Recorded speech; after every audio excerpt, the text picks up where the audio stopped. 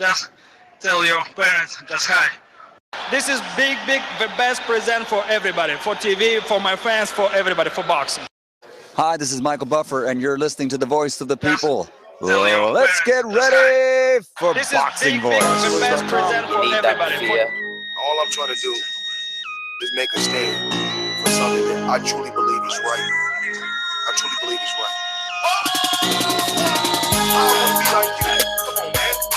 I'm the face of boxing. I'm the cash cow. I hold the record for pay-per-view. My drop, I know my situation. I don't want to fight. But it's going to be very difficult for both of us. BoxingVoice.com. Yes, welcome back, ladies and gentlemen. It is fight day, and we have some disturbing news to bring you. Daniel Jacobs is a no-show to the IBF same-day weigh-in. The IBF has a rule in its rules where the fighter, champion, or challenger cannot weigh 10 pounds above the fight weight. That means that you are capped at 170 pounds. I'm going to take it to the Golden State, over to the hipster, Matthew Hunter. Matt, how'd you receive this news, brother? When I first heard it, I didn't really think it was that big of news, to be honest. I thought that this stuff has happened before. We literally saw it a week ago with David Lemieux skipping the same-day weigh-in. It's an arbitrary rule, and if you put it in perspective, by 25% of the sanctioning bodies that are recognized, so only 25% of the sanctioning bodies we really talk about use this rule. So, again, there are arguments made for this rule being placed and the validity of this rule and how it curves extreme weight cutting. There's arguments for that, but that's not what we're arguing here, because I think in all actuality, we don't care. Like, the fight's still happening. If he beats Triple G, You're serious? You're serious? Wait a minute. Hold on. I care because I don't think you see the angle. I don't think you see. I understand where you're going to go, but let me finish my point very fast. I think that majority of the boxing public doesn't care, because if he beats Triple G, none of us are going to say, "Oh, where he didn't make the same day weigh-in for the IBF. He got all the other belts, but not the IBF belt. So he's not the real champion." Like, no, none of us are going to say that. Like, he beat Triple G. That's what matters. You beat the guy. So the belts are arbitrary. Like, it doesn't really matter. Triple G is the best middleweight. If he goes in there and he beats Triple G, that's all that matters. He made weight. He made 160. That's all that counts, in my opinion. It's good. This is good gift, good present to people. This is big bonus. Yo, what you don't get is this is strategic, or can be. My theory is that Jacobs decided, why cap myself at 170?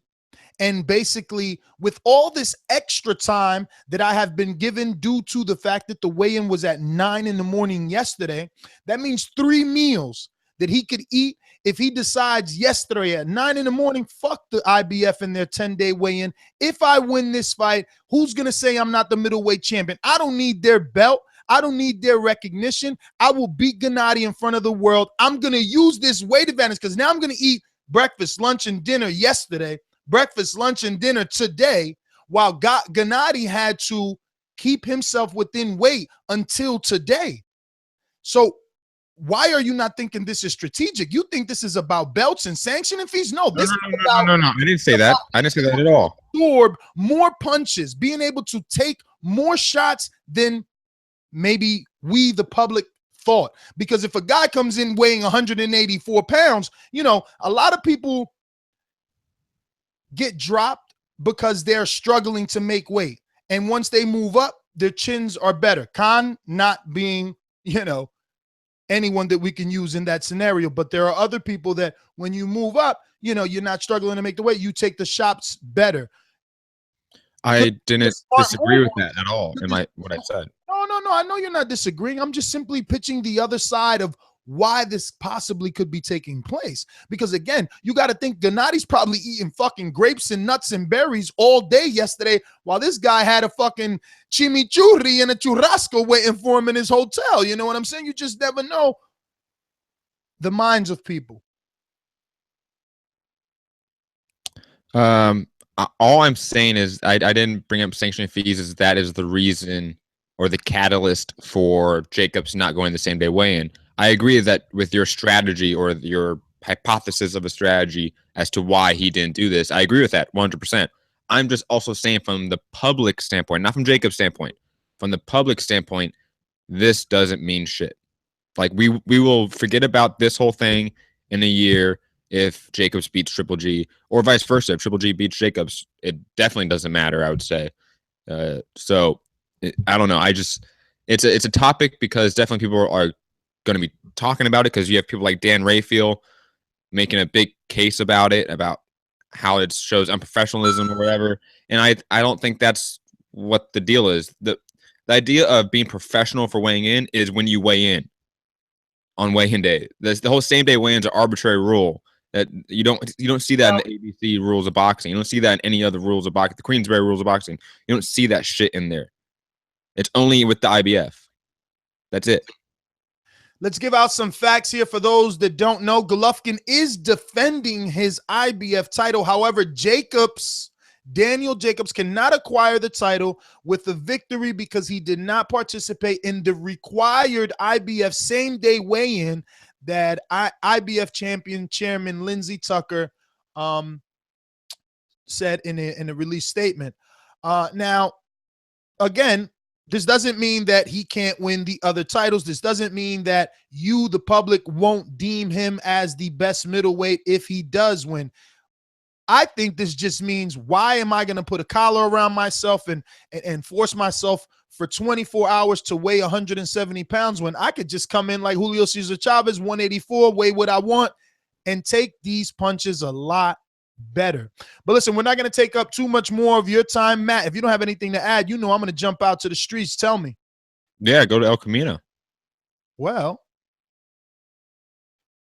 fight fans, don't leave the decision in the hands of the judges. Download the Throwdown scoring app and receive live scoring, CompuBox stats, boxing predictions from other users around the world. Head over to your iPhone App Store or your Google Play Store and download it absolutely free.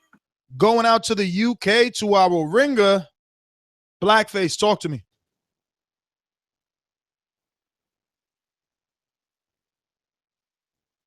Blackface. Going once, going twice. Mali Bangwe, long time no speak, my friend. What's going on? Goodness, oh goods, brother. How are you doing? You don't even know how excited people are going to be to hear your voice. I hope you've been following the Boxing Voice ever since you've left, brother, because we are, you just need to check out the videos, man. We've been doing some appreciation nights, and we've gotten together with a lot of the callers that you remember, man. It would be awesome. But it's been so long since we heard your voice. I won't bore you with how much I miss you and how much we love you here on this show. What we want is exactly what we love you for, which is your analysis of the fight. It's been a long time since you called, so we give each opponent 3 minutes in the round. So I'm going to go ahead and play this bell, and you tell us why Daniel Jacobs missed this same-day IBF rule weigh-in and how he is or is not going to win this fight. Well, I must say, these days, it's really not about the belts. These days, it's all about the financials because, as you would know, the fact that the guy is actually not going to get that IBF, he does have some financial benefits on his side. Not to say it's the great thing, but I'm just saying I think the guy, he thought about, this rule, and he's definitely a bigger man than Triple G. And I know when he gets in there, one thing he wants to be certain about is to be able to dish with Triple G. The edge for Danny Jacobs in this fight is just to get in there and be able to take the punches of Triple G. That's all he needs. Because I can tell you right now, if he can take those punches in the early 3-4 rounds and continue without showing anybody tearing going forward, then he's going to catch up with Triple G. By the way, Triple G is a slow starter in any case. It's all about taking those big punches and getting to the momentum and start bullying Triple G, the man himself. You know, when I was thinking about this fight, I thought of the fight of Gerald McClellan and Julian Jackson, where the two middleweights were expected to come in and show one of the greatest fights in the history of boxing. And guess what? Before we knew, the fight was over. You should expect that in this fight, because these two fighters are definitely going to give it to each other. It's not going to be a chess match. Forget about it. It's not going to be a chess match. I did not say it's going to be a slugfest. I didn't say that. But one thing that's going to happen in here, you're going to see two guys that's going to stand in front of each other, and the guy that can take the punches and dish more is the one that's going to win the fight. And in my opinion at this stage, it is Jacobs. Simply because I know he's got fast hands. I think. What was that? The crowd gasping for air when you said you're going for Jacobs. I just did. Should I say it one more last time? Go ahead. I'm saying the guy that's going to pull the win tonight is Daniel Jacobs. I said it twice. It's not a coincidence. And it's all good. It's all good. You just need to remember this. In few hours, I'm gonna prove you wrong. Molly Bangway, listen. You know Sunday is Crow Day. Let me remind you what it sounds like. That guillotine, that's your head being chopped off, okay? So you make sure you call back, because I know, listen, people are going to be happy that you called in. We're going to find that old intro, dust it up, take the dust off it, and make sure that we get you back on this show, brother. Listen, we're working overtime too, man. We have shows every day, so there's no excuse for you not to call in. I want to thank you again for calling in. Blackface, are you there? Before I go back out to someone, are you there? What's going on? You in traffic? You at the work? Let me know in the comments. In the meantime, we're going to get out to some alumni. But no one can stop me, really. Oh, there's a king croc right there. This croc has enough power in its jaws to whip my head right off. Unique in the 6th round, in the 7th round. You gotta be the legend to become a legend. Honestly, he's unbeatable. You gotta be the legend to become a legend.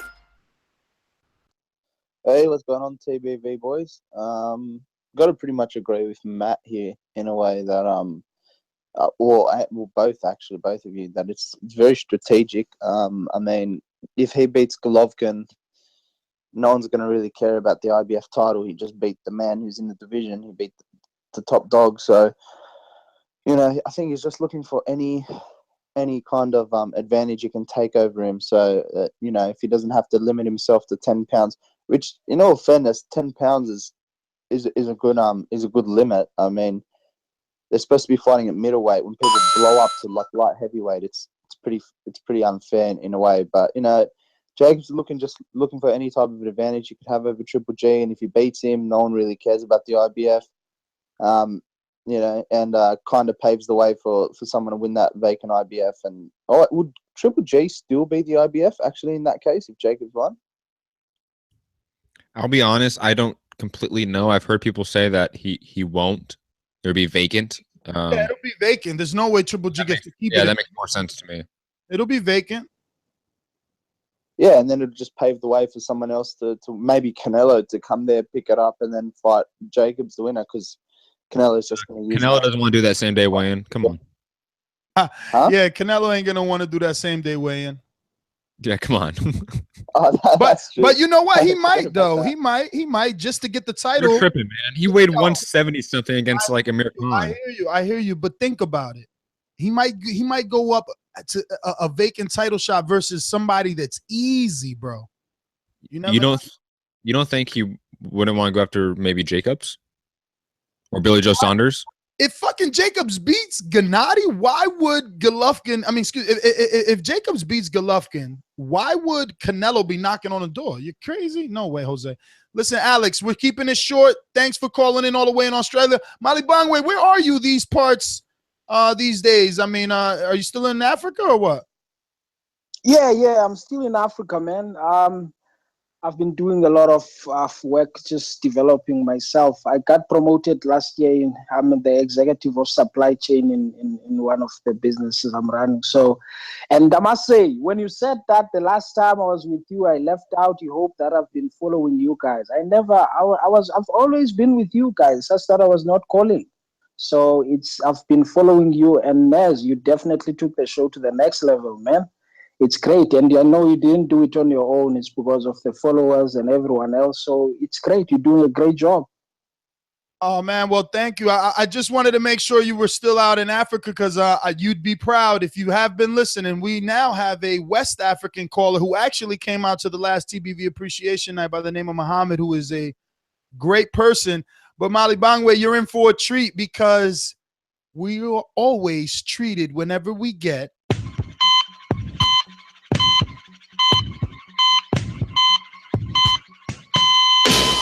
even respect your ass. That's why it's time for the doctor to check your ass, nigga.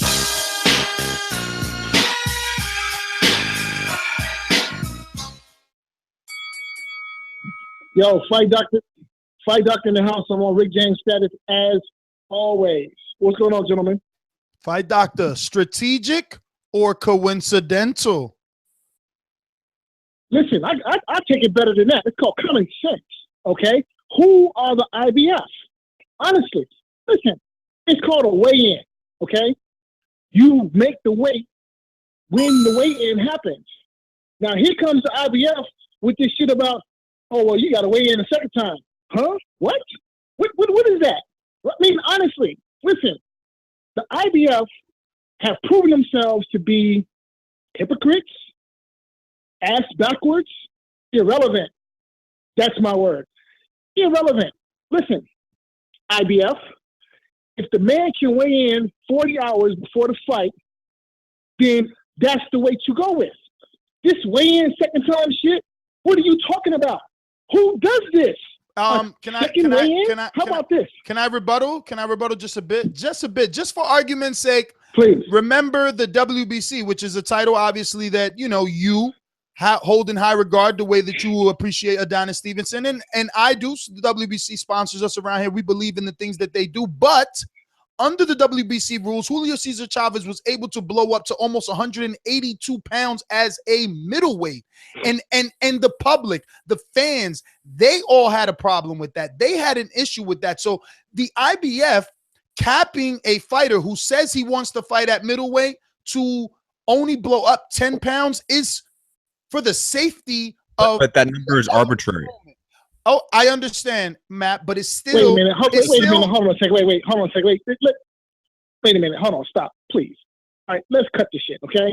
First and foremost, WBC is the most corrupt alphabet organization on the face of the planet Earth, okay? I do not hold the WBC in any high regard. So please, Well, I remember you calling in here. I remember side, you. okay? No. I remember you calling here numerous times talking about how Adonis Stevenson is the lineal because he got the WBC. No, I never said because he had WBC. I said because he beat Chad Dawson, who was the lineal champion. Okay, that's the reason why Adonis Stevenson is the man at 175. Not because he holds the WBC title. It doesn't matter. If he vacated tomorrow or yesterday, he would still be the man. Okay, the WBC is nothing. This is the IBF. But see, here's the problem. If the IBF wanted to give the appearance of being what's the word I'm looking for?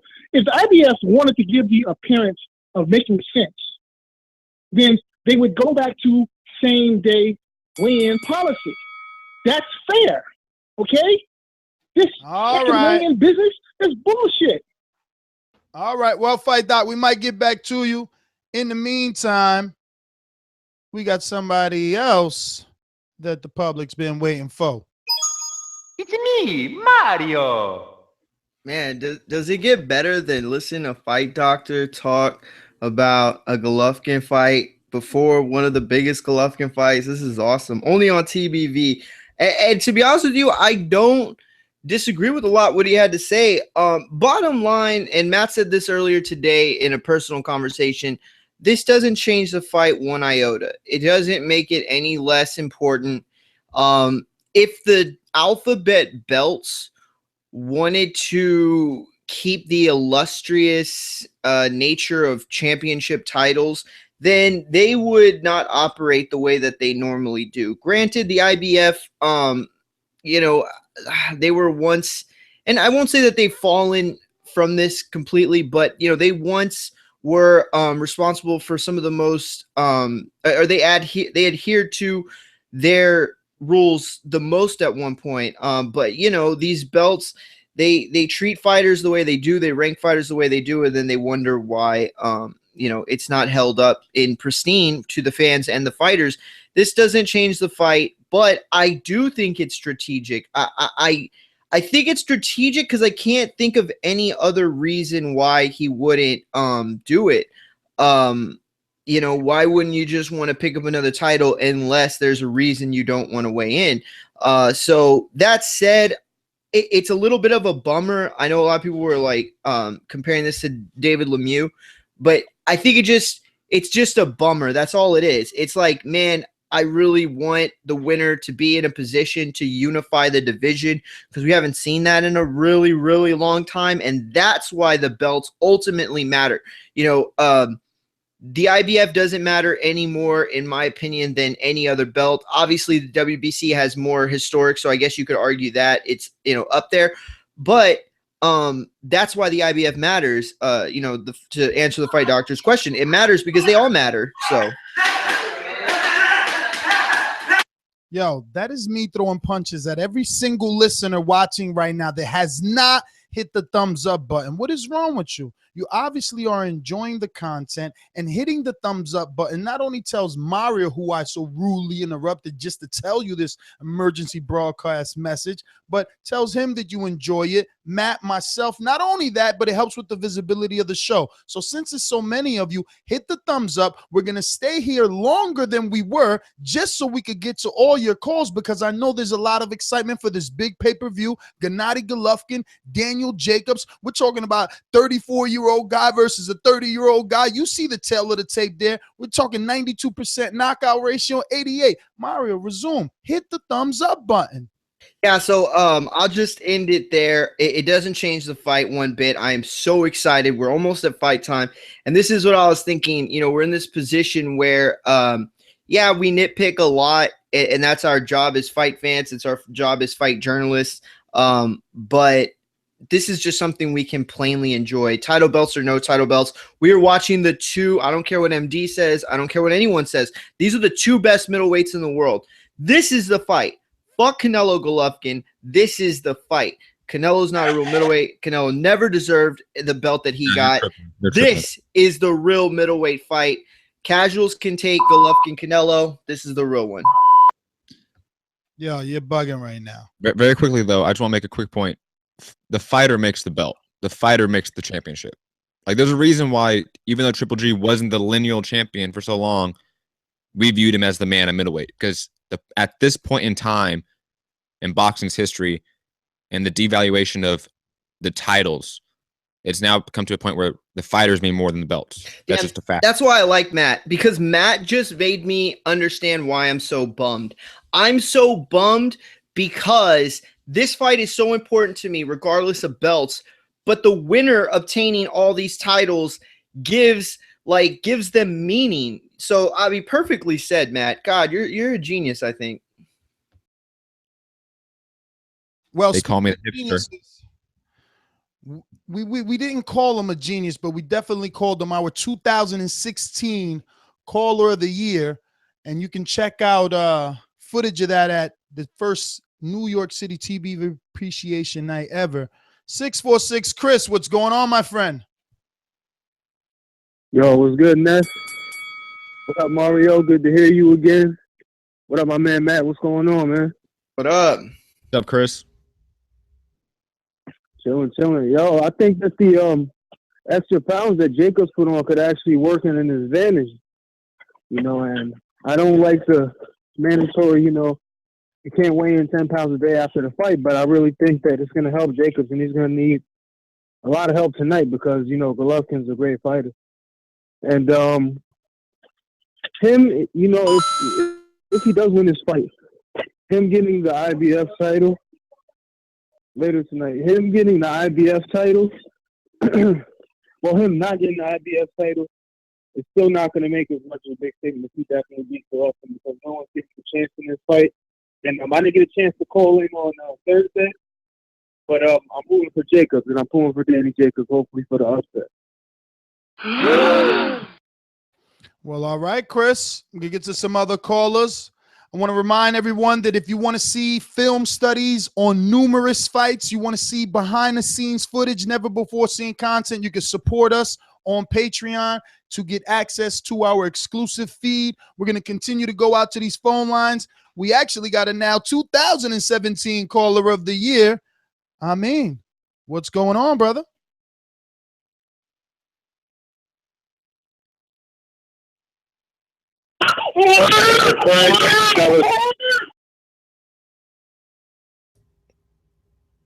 I think I wasn't ready. come to the phone right now. I was not ready. We're gonna We do have I thought somebody played that as his in the background. We're gonna go. Ness, we do have Monster Piece on the line, by the way, if you want to go to our other producer. We'll get to her in a moment. I'm gonna try Blackface again, who is a ringer. Blackface, are you ready? Still just Yeah. Oh, there he goes. Yeah. Respect everyone listening, the past, present, or future. I think I had some technical difficulties there with my audio, but yeah, I saw the whole weigh-in shenanigans with Daniel Jacobs. I think it's a strategic tactic in order to, come in heavy as he might see as an advantage. Me personally, I see that this whole weight bullying as a disadvantage because all the elite fighters, the elite level fighters, they didn't weight bully anybody. So to me, it's just a disadvantage anyway. It doesn't change my pick. I'm picking GGG by complete murder. I don't think it's going to make any type of difference at all. I think GGG's a special talent and a special fighter, and it doesn't matter. We've seen, Mayweather fight people 20 pounds heavier than him. Pacquiao fight people 20 pounds heavier than them with longer reaches and shorter fighters. It doesn't make a difference. I believe GGG can be an elite fighter, and he just has to just continue fighting whoever they put in front of him in order to make those accomplishments. It was good to hear Matty Bangway.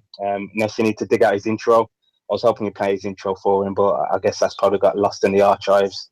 So if you could dig that out and play that before the show, I think that was pretty cool. Also, I hear Mario's voice on there.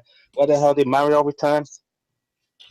I did Blackface, and let me tell you something. If I was responsible for giving out coins, I would have given you a shitload of coins for that point because I didn't even think of that.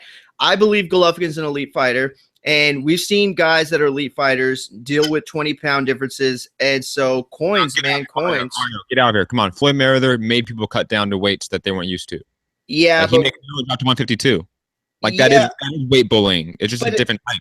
But at the end of the day, when you rehydrate, you're going to gain significant weight. Yeah, go ahead, Blackface. I'm sorry. Go ahead. He's the one that recommended the Patreon perk for us to be quiet.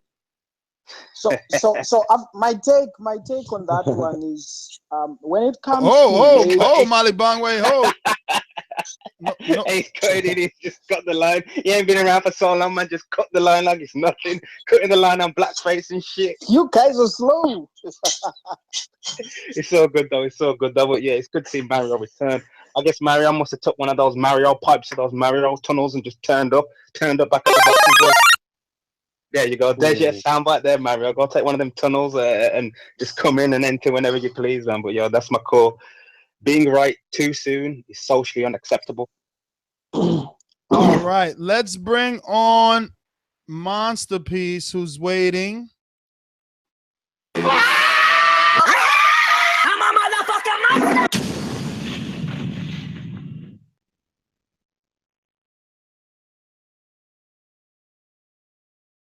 I can't wait. Definitely, everybody that's listening in, hit those thumbs up, share the show. I can't stress that enough. Make sure you spread the word. Let them know TBV is on all day, every day. Hi, Mario, and hi, Matt. How are you guys? How you doing, Masterpiece? Fired up, ready for this fight. Ready for Chocolatito. I am. Have anybody been watching me on Twitter or on Instagram? No, I am extremely excited. But I'm even more shocked at picking Jacobs, but I am still sticking to my pick. In regards to the topic, I have a question. Why? This is the thing with this whole weigh-in shit and sanctioning bodies and all these different belts bullshit. Why don't, before the agreement, these people sit down and agree on what belts they're going to fight for? They did. That way, it Monster. They did. They did agree, but he didn't show up to the IBF weigh-in. That is why Dan Rayfield. So what is? That is why Dan Rayfield is tweeting in the aggressive manner that he is, because he feels that Jacobs isn't a man of his word. He agreed to it in contract, and in his opinion, strategically is missing weight. He called them perpetrating the fraud or something like that, right? Matt, could you find the quote? His tweet. Go ahead, Monster. Okay, that's really interesting. I think they should have a penalty for that, honestly. I love Jacobs to death, and I also love Triple D. Monster. The penalty is if you don't make the weight, you can't fight for the belt. So if he wins, he doesn't get the belt. That's the penalty. And Dan Rayfield's quote really fast. Penalty. That should make. Dan Rayfield quote tweeted something from Daniel Jacobs saying, "I'm willing to do whatever it takes to win. I've been dreaming of this since I put on gloves at 15. That was from Daniel Jacobs. Rayfield tweeted that and said, "Except live up to the agreement to also fight for the IBF title and go to the mandated weight check." And then he went on to argue with everyone on Twitter about it. Well, anyways, it's just it's kind of annoying because there's so many belts, and I'm pretty sure that this probably just frustrate the fighter because they have to maintain that 160, and it probably drives them crazy because they are starving themselves leading up to that. So it's not like they're eating burgers and stuff up to the fight. No, these guys are checking the weight every 5 seconds. So it is kind of frustrating. But anyways, I hope that there's a way that they could balance this out in the future. And the fighters, if you cannot make that second weigh-in, then don't agree with that. Don't agree with that at all. And we should have more aggressive penalties for that. Like, I don't know, remove a certain percentage of their purse. Something like that. Just so they can take it a little bit more serious. What? But it's not the actual weigh-in, Monster. So like when a person's fighting for all the belts. No, but still. Yeah, but he did contracts for the entire. Get to some other people, but pay attention because we're gonna explain it and see what. There is a penalty regardless, and I'll tell you why. It's because he still had to pay the sanctioning fees to contest for that title. Not showing up to the weigh-in automatically makes him, null and void. He can't even fight for it now if he wins. So essentially, the sanctioning fee that he paid, he loses because now he can't win the title. So he's being penalized. I see where you're coming from, Ness, and you're right, and that makes a lot of sense. But where I think Monsterpiece is coming from is that doesn't take away from two aspects of this fight. Number one, he's still going to have the advantage, and that's what should be penalized. Much like Floyd Mayweather was penalized with the Marquez when he wasn't penalized, but he kept renegotiating the contract. There should be hold on, but you understand though, without the IBF, this does not take the illustrious nature out of the fight. He is still going to gain the lineal title with or without any of the belts on the line. And that's the most prestigious aspect of it. And that's what I think Monsterpiece is saying he should be penalized with. All right. Well, then Monsterpiece is wrong because none of those other belts have a next day weigh-in or cap. So how you get the one belt that does to penalize them and the other 3 follow suit. When and do you know that in that rule, just make that clear to the public. The other sanctioning bodies do not believe in that rule, do not implement that rule, yet you want them to somehow enforce another sanctioning body's rule by penalizing Daniel Jacobs. No, the only one that could do that is the IBF, and how they have done that is by not allowing him to fight for the title. So understand this, though. If Golovkin is operating under the assumption that he is going to meet that rule, right, and he went all of last night making sure that he is going to make that weight, then this happens and Jacobs does what he does. That's a completely different scenario, separate from the IBF. If this could have been something that was in the contract, and then Jacobs would have been in real trouble, and then there would have been major penalties, and we would have seen percentages of his purse taken away. You're talking about a sanctioning fee, which will not go to Golovkin. That won't go to Golovkin. You can't use Golovkin as a point of reference here, because he is the champion. Regardless of Daniel Jacobs, he has to do it. And it is not if his title's not up for grabs. Absolutely, he has to do it. Absolutely, he has to do it, because he's fighting for undisputed, and he is the one that wants all the belts. That is his mantra. I want all the belts. Give me my belts. I want to unify. So he has to pay the sanctioning fee for all those titles, and he has to abide by all those rules, because his quest is to get that last one and be unified. But if the IBF doesn't sanction the fight, he doesn't have to pay the sanctioning fees. And if before the fight they didn't agree to fight for the IBF title, then the IBF would not have sanctioned the fight. It would have been as clear as that. You're possibly right. Maybe he wouldn't. Maybe the champion himself wouldn't have to do a 10-day weigh-in a 10-pound weigh. I'm not 100% sure, because he's still representing their title. I am. We've seen this in the past. And hold on, very fast though. I just want to make a quick point. Hold on, very quick point. Mario, you're bringing up Triple G as like, oh, poor Triple G. Like, he has to stay within that 10 pounds. Jacobs doesn't. Like, that's unfair. Like, no, this is a fucking fight game.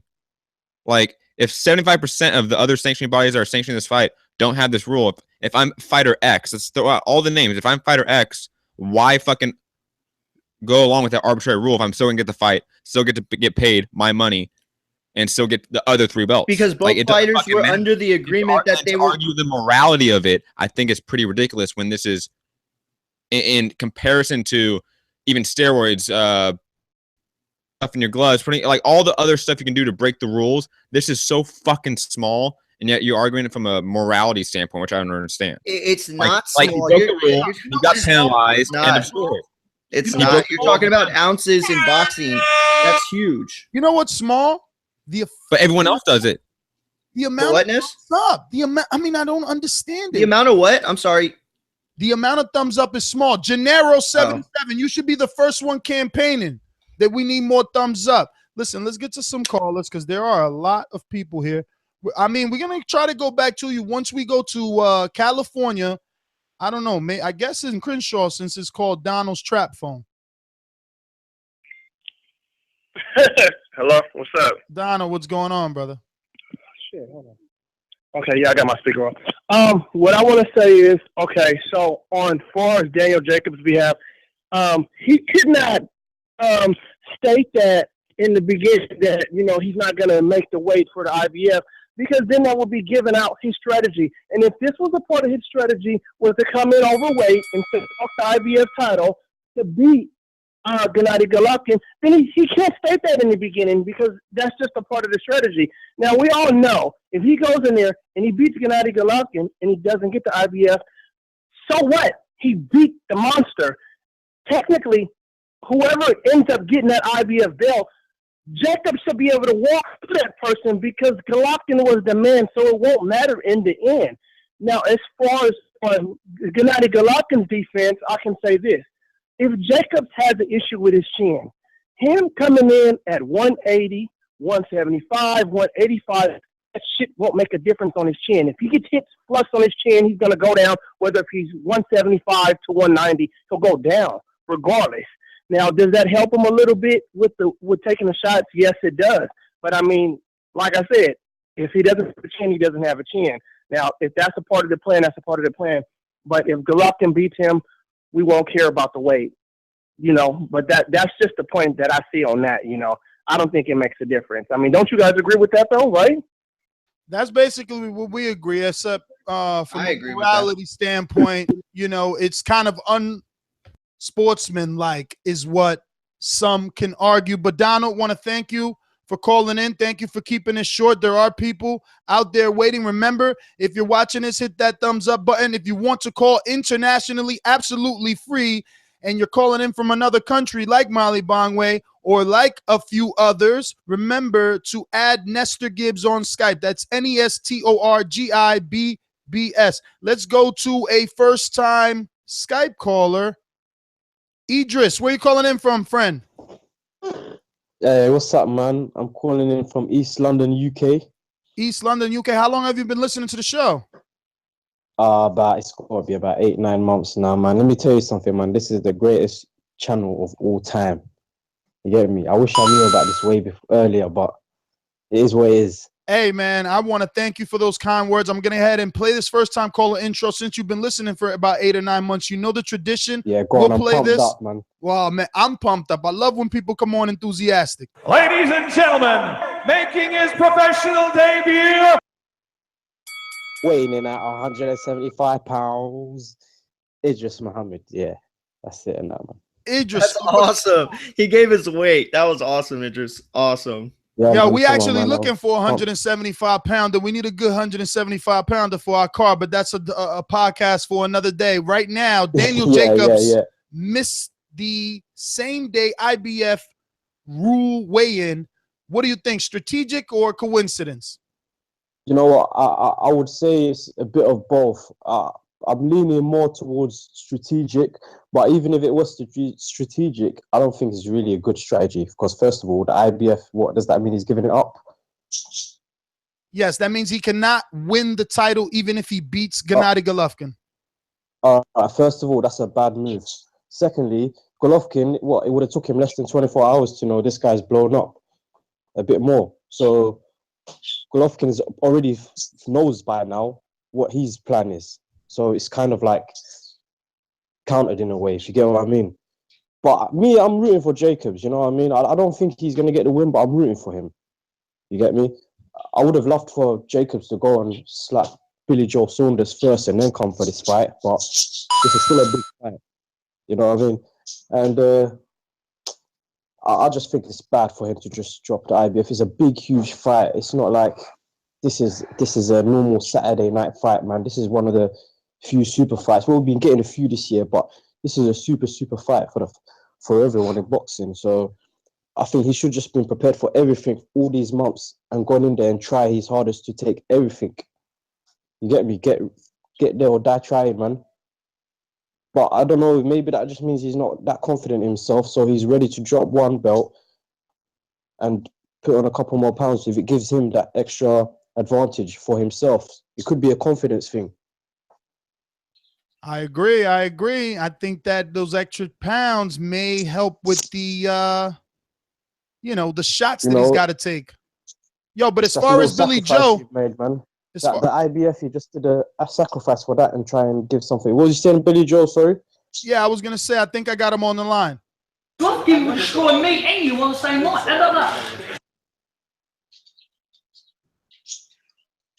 Oh yeah. What's that, Billy?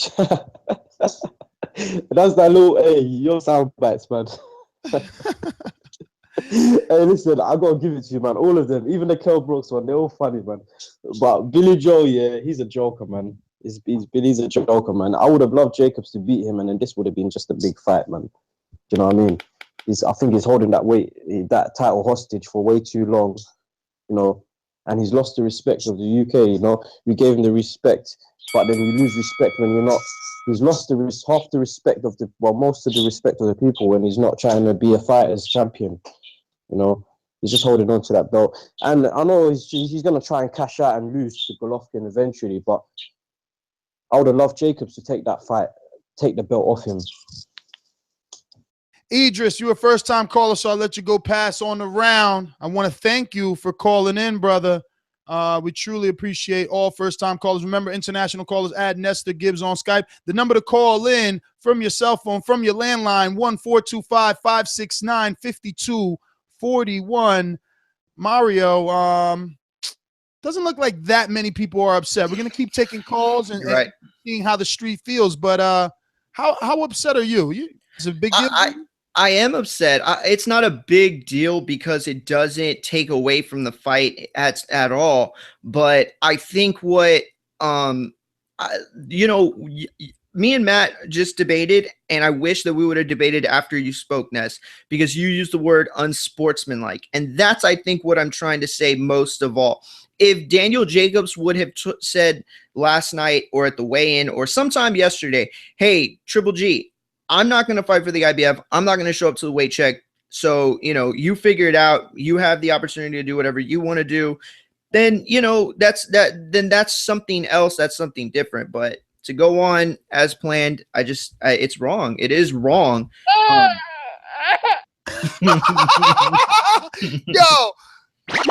what the? I need to get my own for real.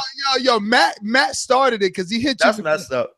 You know which one he hit you with. I know. Oh man, that's fucked up. Yo, at least it wasn't the violin though.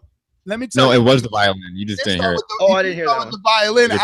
I just piggybacked and hit you with the. Oh, that was you. Oh, that's fucked up too. Well, you know what? This one is for you because every Triple G fan right now is this right now. They're just like, oh my god, Triple G didn't get to get over the weight. He might get knocked out by the bigger guy. Oh no. Why didn't he tell him? He should have been given a heads up. But no, this one is for Mario. Fighting, man. Come on. This one is for Mario because it's been 5 years. He has no soundboard. The saddest thing in life is wasted talent. Yo, let's get out to some alumni. And out in the UK, a lot of UK callers calling in. Remember me? I'm Stuart Little. I'm Stuart Little.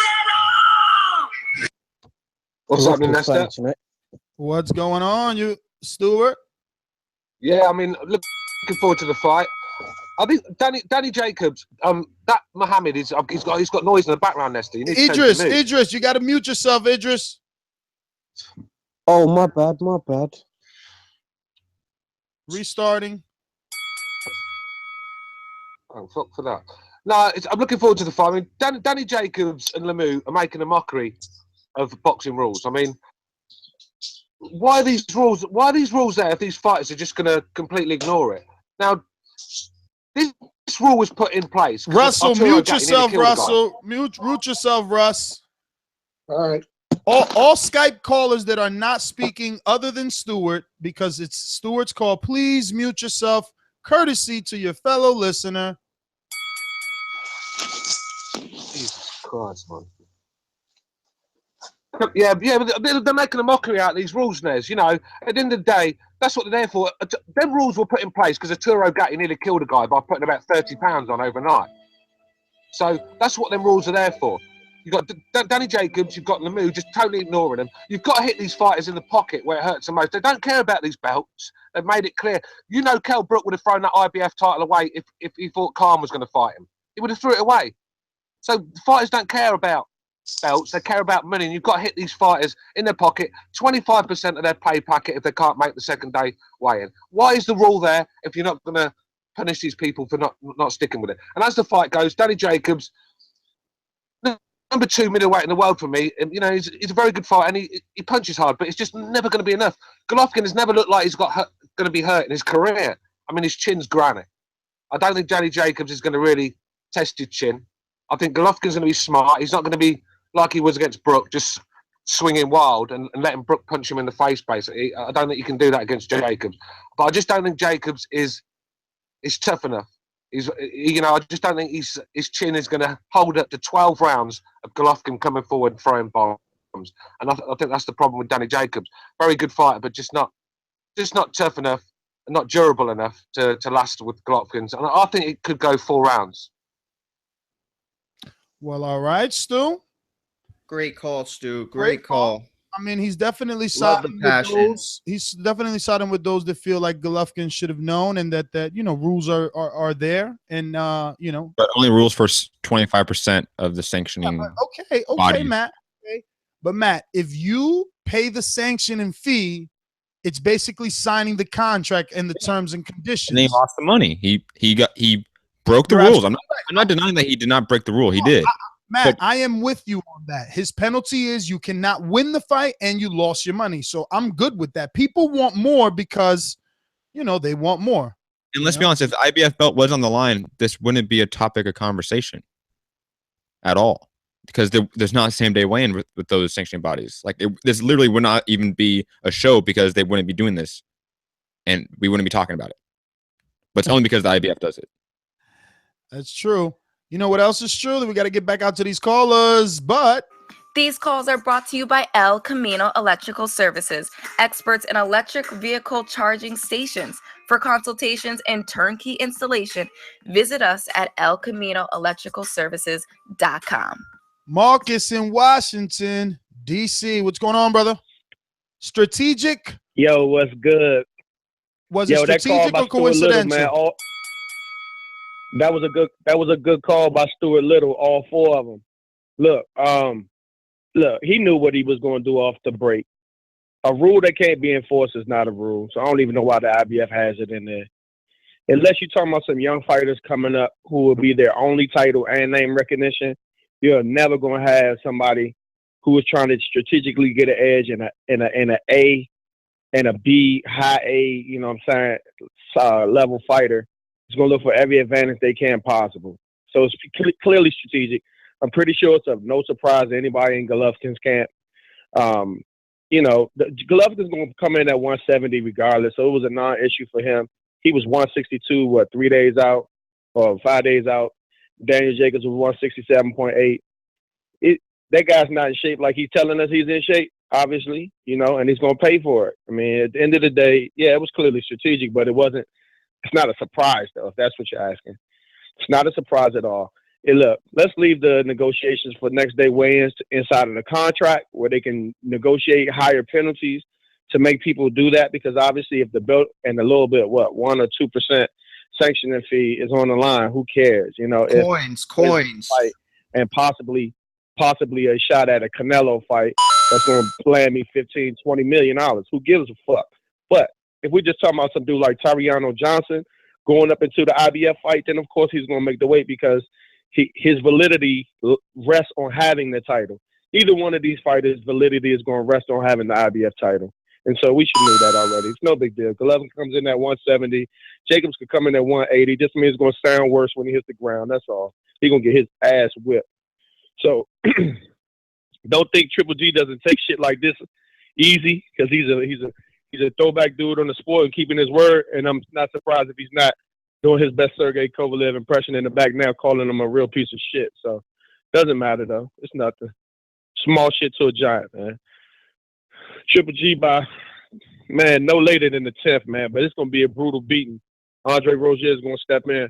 I think the main reason why him coming in with the weight is, I think Rozier and Stevenson, Curtis Stevens told us, hey, man, it's not the one shot. He's just going to stay beating on you. So you need to be able to absorb some punishment. So that may be why his rationale is to have a little bit of extra weight, and also maybe to play a little bit of mind game. But it's irrelevant because it doesn't affect how Triple G prepares, because he only comes in 10 pounds heavier anyway. So it don't matter. So that's my call. See y'all later on. You know what I mean? And I'm out. All right. Great call, Marcus. Great call. Very good call. Quick information here. We have some info that says by Jacobs ditching the belt, he might have saved himself. Well, actually, he will save himself the sanctioning fee that will go with it. So there was no penalty other than not being able to win the title. Oh, darn. See, and that's what I was thinking too. I could have sworn that they didn't pay their sanctioning fees up front. They pay after their person. Yeah, they're retroactive or something like that. They should collect that shit up front. Like, yo, you're gonna win this title. You may win this title. Give me that money. Because I remember that would happen with Canelo and Floyd. Before you fight and you don't fight, why would you pay a sanctioning fee if you didn't actually fight? Yeah, if your guy doesn't make weight, or like you know, for whatever reason, plane crash, like whatever. Yeah, exactly. No, you're right. And that's why I was thinking that the whole time. But I was like, well, I guess the story said something different. Just like the fighters themselves aren't guaranteed their purse usually until after the completion of their bouts. So does that change y'all's perspective on this? No, not at all. I don't give a shit. Not at all. No. Yeah, you still can't. But we have Steven, the co-producer, on the line, by the way, so we should get to him. Go ahead, open him up. Now I gotta find him. Steven, wait. We got you. No, I got him. There'll be nothing but smooth sailing. Hello, everybody. What's good, Boxing Voice? You guys hear me well? Because I'm just getting home from work. I've been at work nonstop since 5 o'clock. Just got home, walked through the door. My girl's like, dude, Jacobs is not going to be able to win the IBF belt. And also the Boxing Voice is live. And I was like, fuck, I got to at least call in. So I'm going to tell you right now, that's all I know about it. I heard you guys talking about repercussions and stuff like that, so I don't know exactly what it is. But me personally, I don't care if Jacobs is no longer able to win the IBF belt, because who fucking cares? He would still be the super WBA champ and the WBC champ. That makes him unified, the only unified champion of the division. He can get fights again if he wanted to. So who gives a random damn fuck? Also, besides that, Matt, I've been hearing you burning through the fucking soundboards, man. That's your problem, man. You burn out. That's why you lost to MD, and that's why you're going to lose against me in June. Peace out, guys. I got to go. Mario, good to hear you. Yo, that was Steven. That was awesome. Letting the world know you're gonna put the hands on you. That was awesome. Hold on. The hands, come on. Come on. Hey, the raid. Hey, the raid. 3-2-3. You're up. Santiago. Hey guys, what's up? Obviously, when I first heard the news about that Jacobs was a no-show to the IBF weigh-in, I personally didn't think anything of it. I'm like, oh, okay, so he's probably going to try to like get an edge or something by coming in a little heavier. And it's kind of like, you know, we'll see. Because if Golovkin wins, who gives a shit, you know? He beat a guy who was heavier. You know, I wonder how many people here remember when, you know, Julio Cesar Chavez Jr. was supposedly a cruiserweight weighing 190 against Sergio Martinez, you know, because clearly the weight didn't help him in that fight. Martinez, a much smaller middleweight, still won the fight.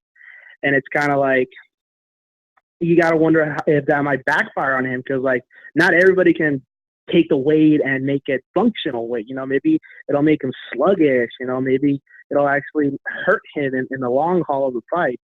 So we'll really see what happens at the end of the day if, you know, Golovkin beats him. Like I said, who's going to give a shit that that Jacobs came in, you know, heavier than what the IBF mandated. That's my call. Any questions, feel free to shoot. Otherwise, I'm out. Hey, Santiago, did you just see that knockout on the UFC card? This guy. Of course I did. That was insane, man. He iced him. Jay from Orlando. What's going on, fellas? What's up? Bring it back to reality, man. These guys just took us to another planet. Yeah, hey Matt, man, don't you ever have me waiting on hold when you talk about UFC, man. You do that on your own show, man. You got your Patreon for. Now I'm messing with you. Jay, I love you, but come on, you got to see this knockout. It's cool. Hey, don't tell Nestor. I do watch the big fight. Oh my God, the big guys. Don't tell Nestor. Hey, but nah, man. Hey, I am not upset at all. I feel as though this is chess, not checkers. And at the end of the day, hey, I feel like this. I don't know if you guys remember. Remember when we were waiting around for the Jesse Vargas and Kell Brook fight, and then out of the blue we got the Triple G? It's like that.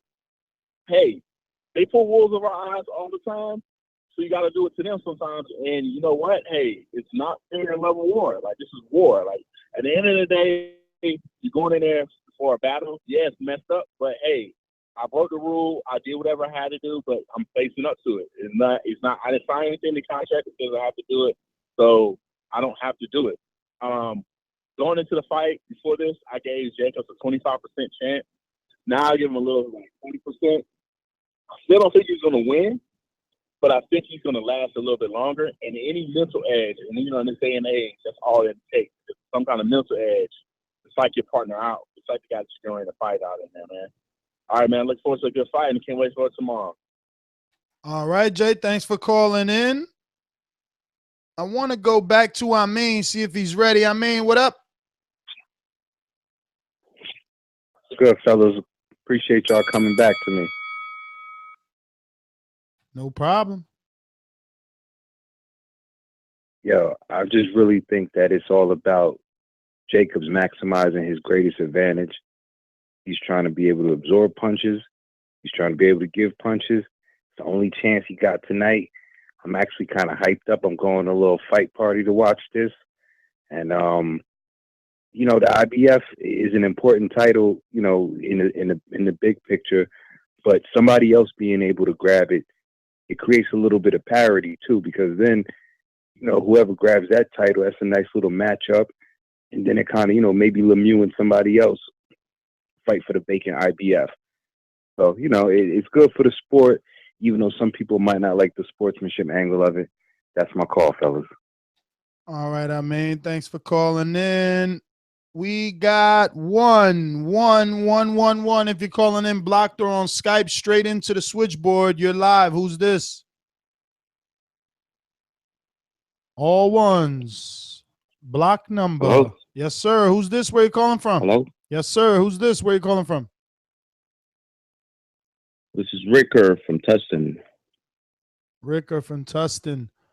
What's going on, brother? First time calling What's up, in? Nas? What's up? First time caller. Man, you got a block number, man. How are we going to be able to remember you? But how long have you been I don't listening? know, but I'm going to be calling. Long time. I just haven't been able to get through. Great. Well, I'm going to go ahead and play this first time caller intro. We want you to introduce yourself like you're Gennady Golovkin, mad at Jacobs for dropping that IBF sanctioning fee. Ladies and gentlemen, making his professional debut. The Ricker from Tustin, undefeated. What's up? What's going on, brother? Talk to us.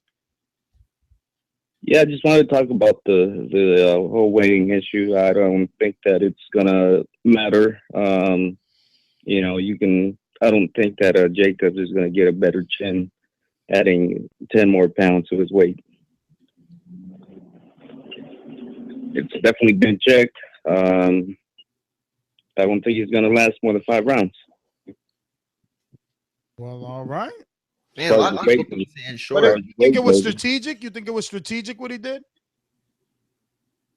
I don't think it was strategic. I just think that Jacobs can no longer make the weight. I mean, Andre Rozier just said that he wanted Jacobs to move up to 168 after the Peter Quillen fight.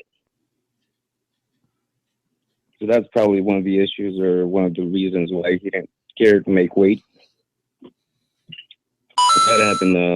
That was part of an interview. So ultimately, it doesn't matter. I see this just the way that Cotto decided not to pay the sanctioning fees for the WBC, or I think that was WBC against Canelo. So ultimately, it doesn't matter. I don't see Jacobs having a chance anyway. And hopefully he gets knocked out for disrespecting the rules and ultimately not being the ambassador that everybody says that he is for the sport. Well, all right, Rick from Tuscan, man. Thanks for calling in. Hopefully next time you call in unblocked so that we can add you and you get your proper introductions. Let's get on out to some alumni. We have them. I told y'all a long time ago, the Kirkland will go down 3 rounds. Who's next? I got milk, baby. Yo, can y'all hear the milkman? Am I coming in clear? Loud and clear. 10-4, good buddy. All right, man. You know I'm a conspiracy theorist. I'm a little concerned about this, man. Okay, yesterday, all right, I think Jacobs, one, can hardly make the weight. Let's backtrack to the weigh-in. Jacobs was chewing gum like a damn cow on a damn open field. Now, from what I've heard, that can be indicative of a couple of things. One, chewing gum can if you're starving yourself, it can give your body the impression that it's eating temporarily, right? It's kind of fooling the body. Two, if you are dehydrated and you're trying to trick the body into not thinking it's dehydrated as it really is, when you chew gum, it'll still produce saliva. So by him not showing up to the weigh-in today, I think maybe one or two things has happened.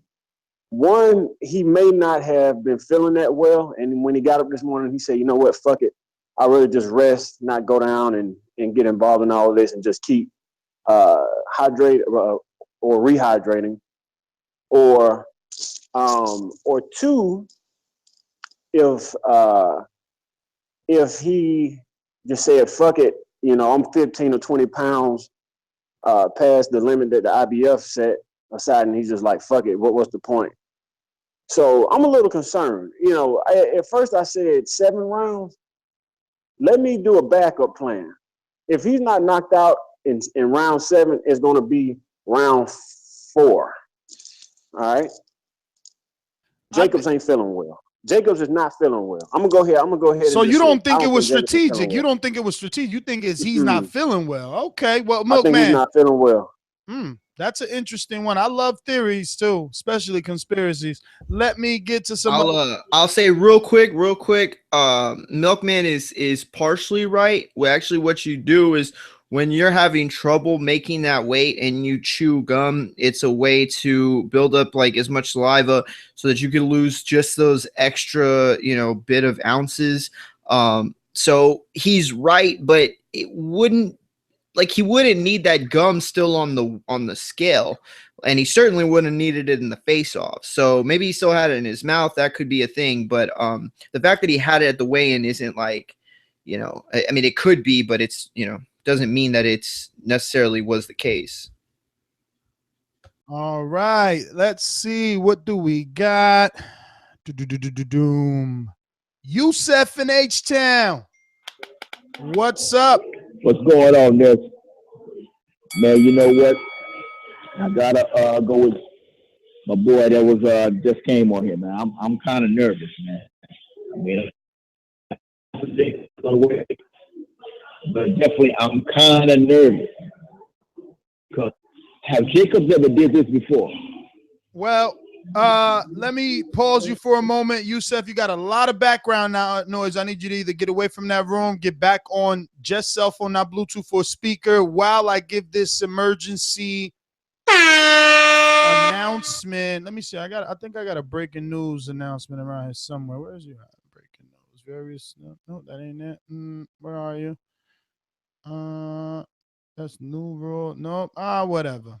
The point is this, Mario. According to Adam TBV, who works with the Boxing Voice, who is at the fight right now in MSG, along with Sean Zettel, we got a super group covering the fight tonight while your good hosts sacrifice themselves from being there live and enjoying all that entertainment. Or going to fight parties. We're going to be here so that we could, answer your phone calls, not only now, but immediately after the fight. Once Max Kellerman is done interviewing both men, the Boxing Voice podcast will be live. It would probably be around 11:30 Eastern, 12 o'clock a.m. Eastern, something like that. Matt, what time is it over there for you? Like 9, 8, something, right? Yeah. So 3-hour difference. The message is, I said, yo, go find out how much is Jacob's weight right now. Get in the locker room, talk to Rozier. He's like, all right. So he hit me back. He's like, yo, he's between 177 and 180 pounds by design, according to Victor Conti. I just talked to him. And that's not that much over the weight. That's probably normal for most middleweights too, to be completely honest. Yusef, you're back. Now that you got a little bit more information, hopefully you fixed all that. Nope, you're still in the ballroom, huh? You don't want to talk? Hello? I thought I heard him say something. Can you hear me? Yeah, there you go. Can you hear me? Kinda. Yeah, we hear you. Dang, man, y'all can't hear me. We hear you. Go for it. Just let it all out. No, I was just.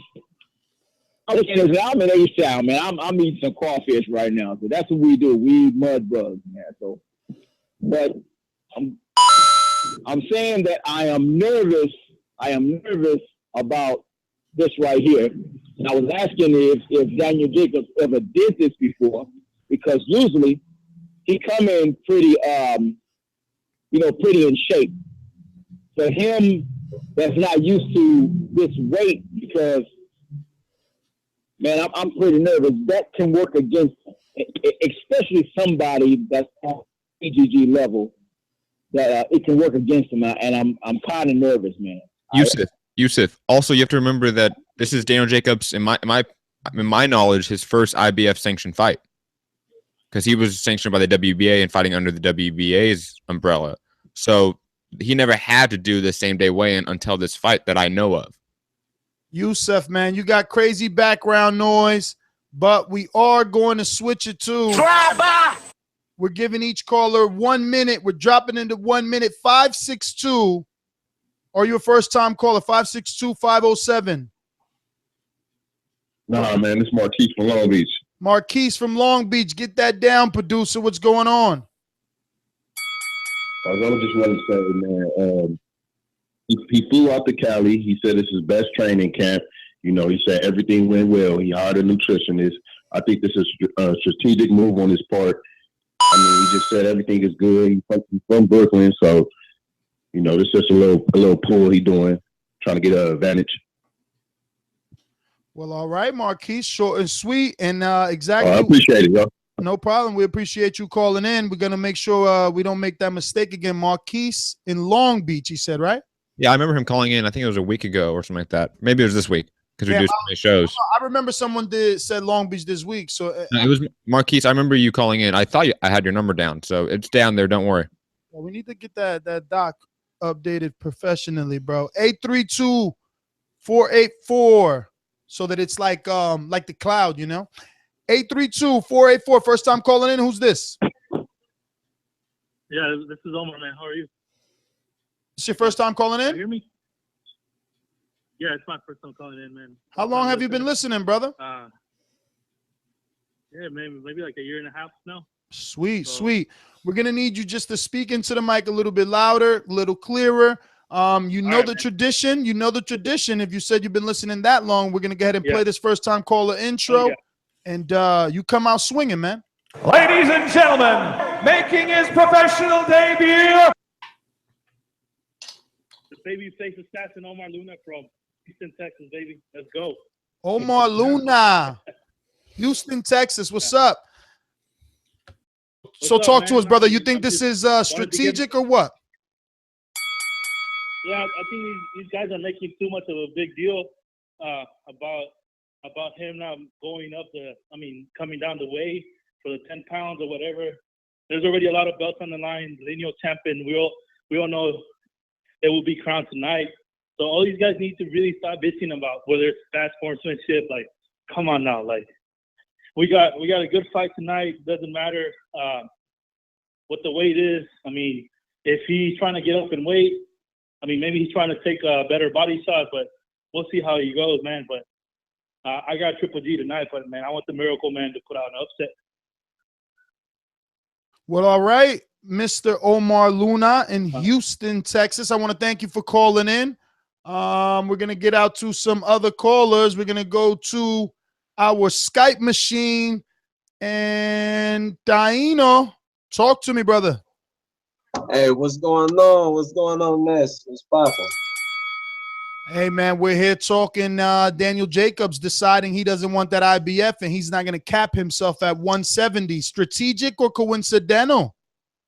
I would say that it is very strategic. I feel like he also I feel like he has weighed himself out of this weight class. What I mean by that is he has been looking very, very, very dried out at 160. And I feel like his next fight, and I know he may not want to do it, is 168. It depends on the performance here. If he dominates somehow and gets Golovkin out early, then he has a chance. But if it goes rounds, I really feel like Golovkin only gets stronger as the rounds go. He doesn't get tired. So he trains for, a war. So unless Danny Jacobs is really, he's really honest with saying that he had Russian and Kazakhstan guys that look like Golovkin to get him psychologically ready, then, and the power, of course, too. Like, if you're not matching with power, then it really doesn't matter. But just to keep it on course, he has to box the perfect fight to beat Triple G. And it's mind-blowing that people don't understand this, because Golovkin has so many weapons. And we forget about that downward punch. Remember the punch he hit Rubio with? He may try to bring that weapon out into this fight. And I wonder how would Jacobs deal with that type of punch if it comes down and he doesn't see it coming. I don't know. It's a lot to process. But I do see Jacobs either getting him out there early. If it goes rounds, he knocks him out in the 6th or 7th round. So that's what I see. All right, Dino, thank you for calling in. If you're watching this on YouTube, don't forget to hit that thumbs up button. Let's all the hosts right here putting in that work know that you enjoy this. Not only did you enjoy the conversation and banter, but you enjoy the topic. Listen, guys, he's talking about a punch landing from the top. Was Gennady taller than Rubio? And did height have, did that come into play? I'll put it this way. Rubio was not, if Rubio was taller, or he's not the same height as Jacobs. Jacobs is a whole head taller than Triple G, it almost looks like. Yeah, I think it'll be more difficult to land that. That's not the punch. That's not the punch he lands. Down shot. Remember, if you're watching this right now, we're going to be back with the immediate reaction immediately after the fight. As soon as Max Kellerman is done talking to both of these guys, we'll be here right here at this channel. Make sure you hit that subscribe button and activate the notification. It's a little bell so you can get that notification. And you know that me, Matt, Mario, and some of the other boys are going to be here to talk some boxing immediately after this one is done. And you know what? I'm telling you, every time we have a show, it just isn't the same if we don't have Mr. Info Joe. Tell them the truth, yo. Tell them the truth. This portion of the show we call In the Mr. Know, Info Joe. presented by my Tell them the brother. truth, yo. Tell them the truth. What's up, Boxing Voice family? How y'all doing? Thanks for the show, fellas. Yo, hit those thumbs up. Become a Patreon. You're listening to the #1 podcast in the world, the Boxing Voice. Yo, I think it was just very strategic. Y'all, people in here crying like the man didn't make weight. He made the weight. It's just the IBF was being some assholes having another weigh-in. And I've been to those weigh-ins. Them dudes be wanting to eat and wanting to drink right after the weigh-in. To wait a few hours later, or what was it, an hour or so? No, a day later. To make weight. A day later, yeah, they want to eat and they want to rehydrate to their weight, that they want to get up to. I think it's very strategic, and I fuck the IBF. Long as at this point, I don't care about none of the belts. Long as he wins. Shout out to Daniel Jacobs. Damn, bias much? Ran, never will. Bias much? You don't care about no belt as long as he win? He doesn't want to eat that pie, man. You know that. I mean, of course. Yo, I don't eat that Joe, pie. Joe, did you buy the pie? We were talking about it last night. Did you buy the pie yet? No, I didn't. Hey, I'm riding it on out. Your boy from South Central LA is jumping in the Brooklyn car. We're Brooklyn at. Y'all in New York, support that man. He gonna pull off the miracle. That's my call. Peace, Boxing Voice. Love y'all all. All right, Info Joe, thanks for calling in. You know what, Matt? All right. Well, whatever. I was waiting for you to finish. Sorry. I thought you were just, you know what, Matt and Mario? I think it's what it says we've been live here an hour and 18 minutes. Mm-hmm. I think we could go another 15 minutes if we get those thumbs up to like 300. Because if we don't get it to 300 in 15 minutes, I'm out of here. I'm out of here. That's it. I'm holding them. These guys are accountable. Forget that. Listen, I'm going to go back out to one of my – I don't think Mario was even on when this guy called in. He doesn't even know what he's about to get. Unfortunately, his intro is somewhere buried, somewhere that we cannot find it. But We will find it and dust it off. Make sure the next time he calls in, he'll get some love. But till then, this is his intro. Yo, what's going on, boxing fans? To make Boxing Voice #1 boxing show, log on iTunes and drop them a 5-star review. Come on, man. It is free and easy, and guess what? It means a lot to these guys. Holy crap, what is this hesitation all about, man? Go write the review, motherfuckers. Molly Bangwe, what's going on, brother? You remember that? That's funny, man. Yes, I do. I do. Yo, so I know you got to go back all the way over there in Africa, man. But before you go, man, you want to give us any final takes? We haven't heard from you in so long, and we just can't let you go like that. And you got any final takes before you go? Well, other than what you're gonna laugh me for, nothing, man.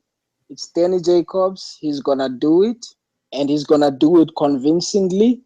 And yeah, I can't wait. Let's just wait for a few more minutes or hours. We shall see. Cheers, I'm out. All right, Molly Bangwe. I remember Molly Bangwe. You serious? What happened? I remember Molly Bangwe. He's been calling in forever. No, I know, but I didn't know if you were on when he did call. And oh, I never heard that. Yo, the fight doctor said, I'm not gonna be no boomerang. I'm gonna hang up and wait in line again.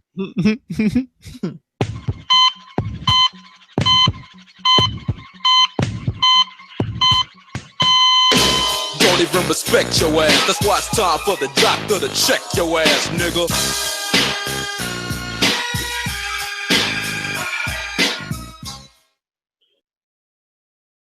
Yo, Fight Doctor's still in the house, still on Rick James status, and I'm gonna sign up for the Patreon. But you on speaker. But you on speaker though. How you gonna be all this on Rick James status on speaker, sounding like you calling in through a fucking tomato can? And not the guys you say Golovkin fights.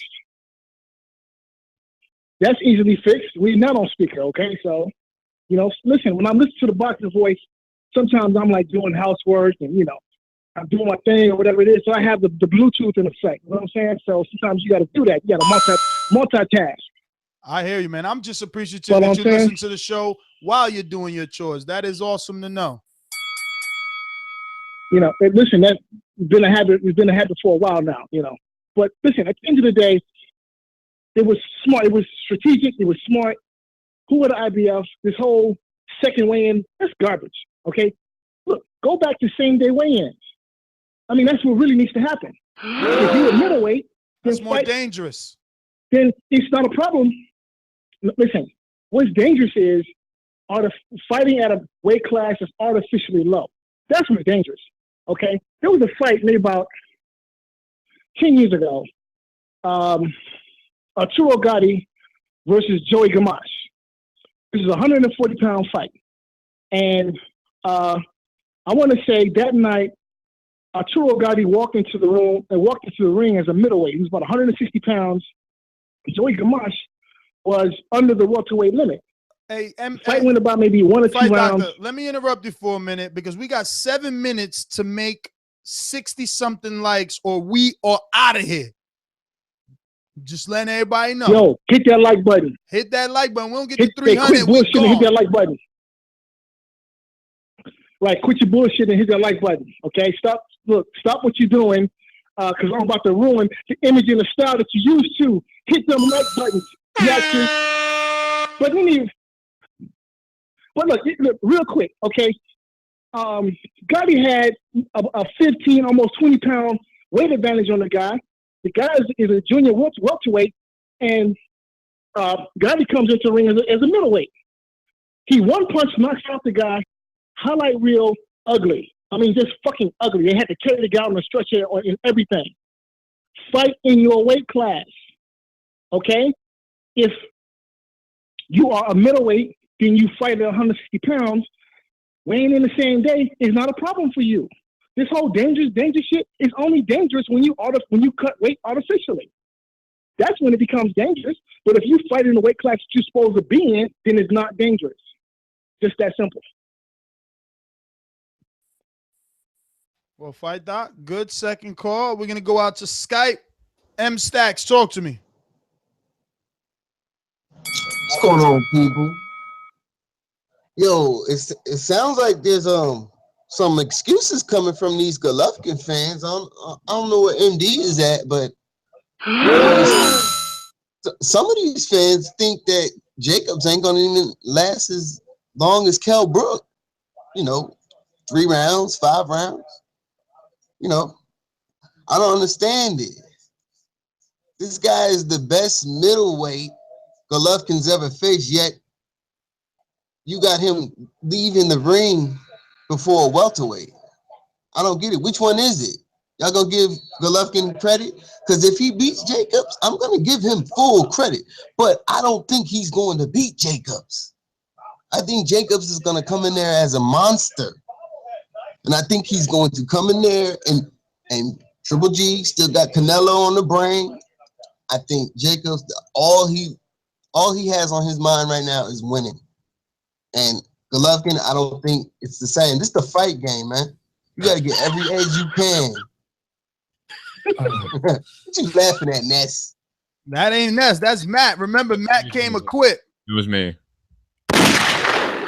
That's what you got to say, Matt? What you got to say, Matt? He ain't got to say. No. I'll say something. I'll say something really fast. That the style matchup of Jacobs and Golovkin, to me, presents a quick finish for either guy.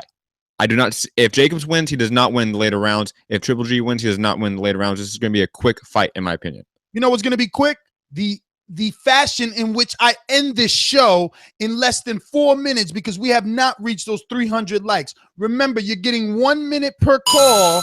I don't know. Maybe if we get that 300 likes, we can maybe go back to 3 minutes and stay here a little longer and get to people like JD from Texas.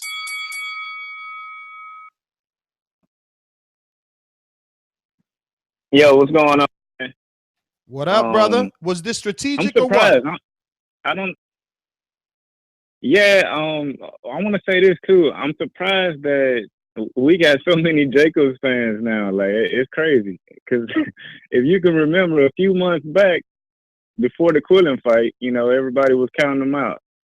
So it's refreshing to hear that I'm not the only one calling in. But at the same time, it just it makes me wonder, like, what's the why the support all of a sudden? But getting to the mid-weight, you already know what I'm gonna say. F that IBF. It's all about who win tonight. You know what I'm saying? It's all about who wins tonight. And strategic it sounded to me like it was. It sounded to me like they want to be the bigger guy. And they're gonna take advantage of every advantage they can. So shout out to the team of Daniel Jacobs for being strategic. And for everybody that's crying, the same guys that's crying is the same guys that were saying Jacobs didn't have no chance. So again, man, we're a few hours away. I just come from the liquor store. It's about to go down.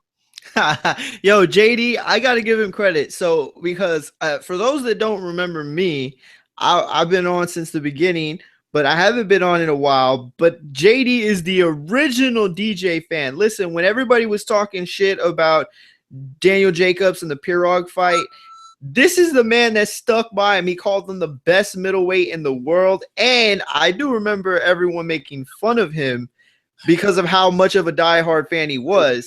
So this dude's been riding since the beginning. It's a big night for you, JD. So salute. Have fun. Yeah, man. We here. We ready, man. JD, you gonna buy a pie? It's a lot of people in Houston. Hold on. It's a lot of people in Houston I'm hearing calling in. Like, yo, we can really have a TVV Houston edition. A Scrooston edition. Yo, JD. Hopefully they show up. We got to see. JD, we're going to get to some. Oh, I want to ask one question really fast. JD, did you buy the pie yet? What up? Did you buy the pie yet, man? No, I didn't buy. No, I didn't buy a pie, but I will do it Sunday on Sunday's show if I have to do it. Yo, we need 5 more likes in 40 seconds.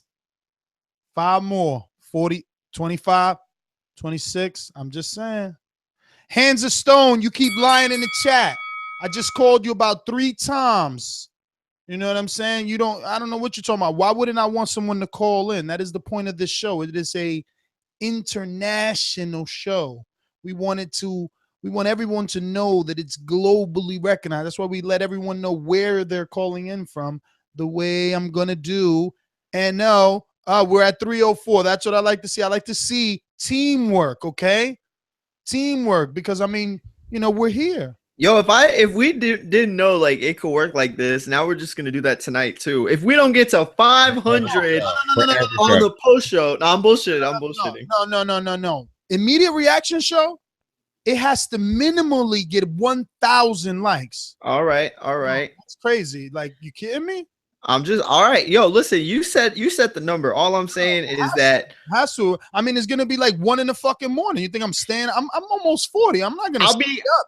I'll be the last one to talk. All right. And if by the time I'm done talking, we're not at whatever number Ness sets, then we're not even taking calls. All right. We're just going to go. It's just going to be us. Why would I stay up that late when I could be like laying in bed, chilling? I feel you. If I'm going to stay up, I at least want to see a proper number. Yo, Ness is going to stay up and I'm kicking people out the house. So my bad, Mario. I didn't know. He's going to I'm just saying people because he wants to be on the Immediate Reaction Show. We're going to get to some alumni. You already just got a teaser of who it is. Ladies and gentlemen, I'd like to introduce to you a young fella, and he comes from the Magnolia.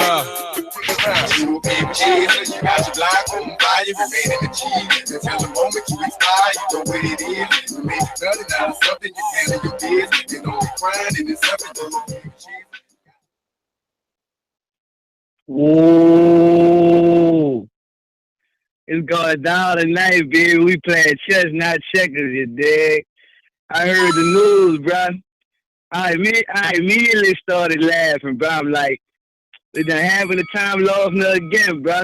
They done outsmarted Triple G team one more time, bro. You know what I'm saying? Shout out to De La Hoya. He the master. He's still the master. You dig? Daniel Jacobs, he Daniel's son. You know what I'm saying? But at the end of the day, bro, he know long as he like another caller said, he know long as he beat Triple G, he the man. He don't need the IBF belt. Like, who gonna care about that? But especially if he go in there and knock Triple G out. Now they gonna talk about the weight gain and everything. And I'm gonna be honest with you, Ness. I wasn't really feeling it when I heard it. I was laughing, you dig? But at the same time, bro, I mean, it looks like we ain't gonna have an undisputed middleweight if Daniel Jacobs wins. So it's kind of what you're gonna be rooting for tonight, bro. But I hope, like, the thing about it, that the edge I gave him was speed. He'll be on Billy Joe Saunders. You can't be undisputed if there's another champion. He'll still be unified. I know. He'll still be unified. But he'll be unified. IBF champ, right? He'll still be unified, though. He'll be the only fighter with the WBA and the WBC. No other fighter has 2. But you still gonna have 2 belts out there, though. But you know what I'm saying? Yeah, but you're still considered. You're gonna be unified, yeah, right. Yeah, you'll still be considered the unified champ, not undisputed. Undisputed is when you got all of them. Right. I feel that, but think about it though. You know what I'm saying? Triple G still gonna be a champ at the end of the fight, right or wrong? Nah, wrong. He doesn't get the belt. You gonna win 2 belts, but he doesn't keep that. Well, where the belt go at then? If he lose, vacant. Well, how Anthony Peterson is still a champ when Matisse knocked him out? Who? You talking about Peterson? Because it wasn't at the weight. Yeah, remember?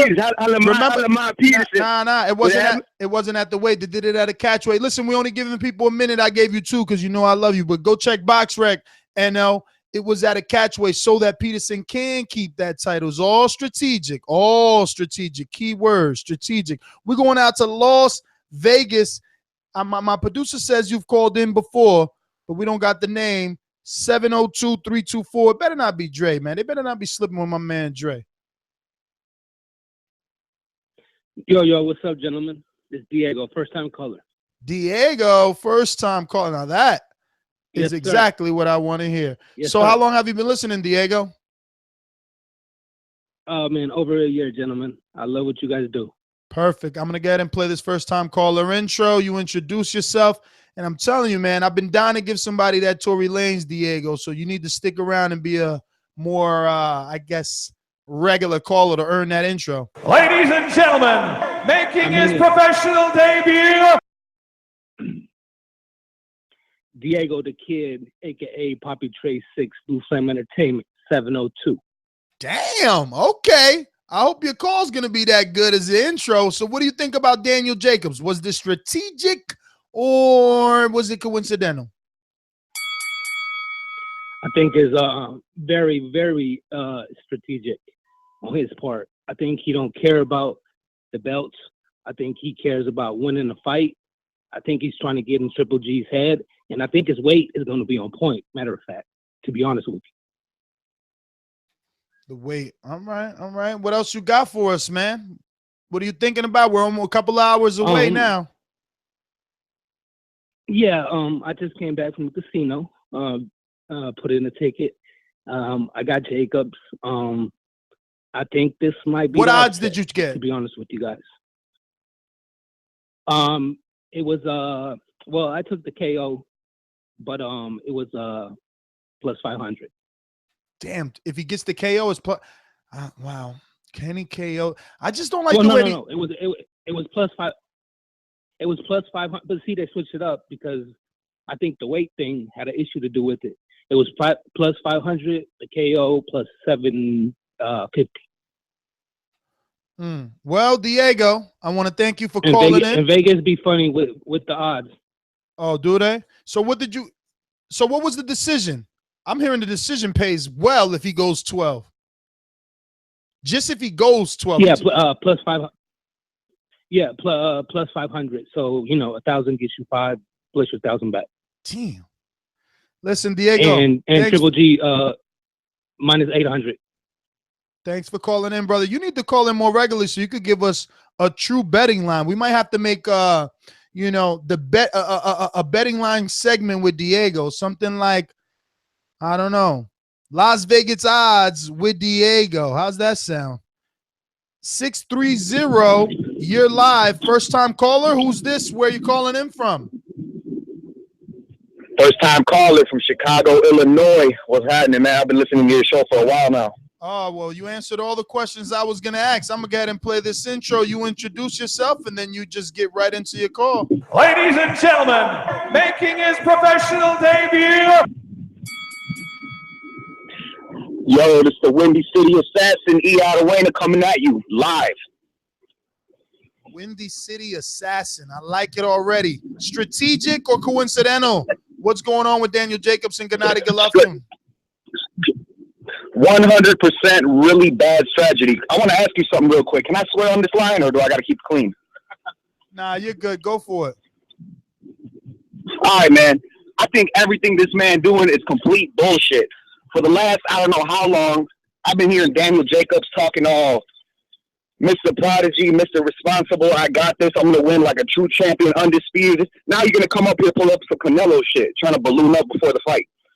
All I'm saying is, man, if you want to be an undisputed middleweight champion, don't try to pull this bullshit and then get mad at Triple G for getting mad at you. And Triple G's been that way since a month ago. And now you want to come here on that. That's all I'm saying, man. Y'all can call it emotional. Excuses. Daniel Jacobs getting knocked out. And all these little Daniel Jacobs supporters, whatever.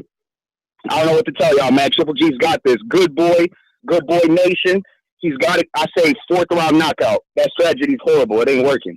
Hey, the dude trains in Big Bear, California, man. You know what I'm saying? High above altitude. All that weight imitating stuff is not going to work, man. Abusing the body, Triple G is going to take advantage.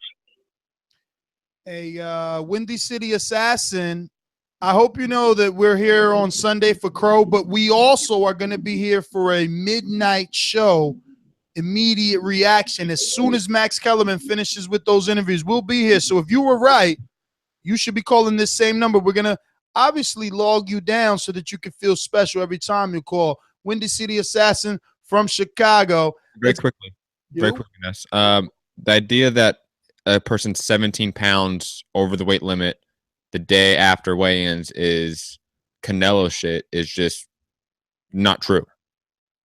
Like that's the norm. It is. Like, you don't think everyone at the middleweight is weighing at least 15 pounds over 160 by fight night? Like, let's be realistic about this. Come on. Cancel that bitch. Let's get to 832-279. First time calling in. Who's this? Where you calling from? Yo, it's your boy Billy the Kid, man, calling out of Houston, Texas, baby. First time calling, Billy the Kid, right? Or it's been a long time? You tell me. Yeah. First time calling. First time calling. How long have you been listening, brother? Actually today, man, I must, I'll be on YouTube just searching and stuff. I'm a boxing fanatic. I used to box myself, so I keep in tune. But today my first day, man. First day joining in on the show. First day checking you guys out, man. I like the show, so I subscribe. Oh man, I appreciate it. Glad you subscribed, because we will be back soon as Max finishes with those post fights. We're gonna be here, talking our own post fights. But I'm gonna get and play this bell. Actually, first time caller, right? So I gotta play this first time caller intro. We have a tradition around here. You wouldn't know since it's your first time listening. We play this introduction. I don't know how long you've been listening so far on this call. You probably would have heard some other first time calls. We're gonna play this introduction. You introduce yourself to the many people listening and go right into your call. Let us know if you feel this was strategic or just a coincidence and we're thinking about it too much. Ladies and gentlemen, making his professional debut. Yo, it's your boy Billy the Kid. Yeah, I got more dough than hoes and more hoes than bros.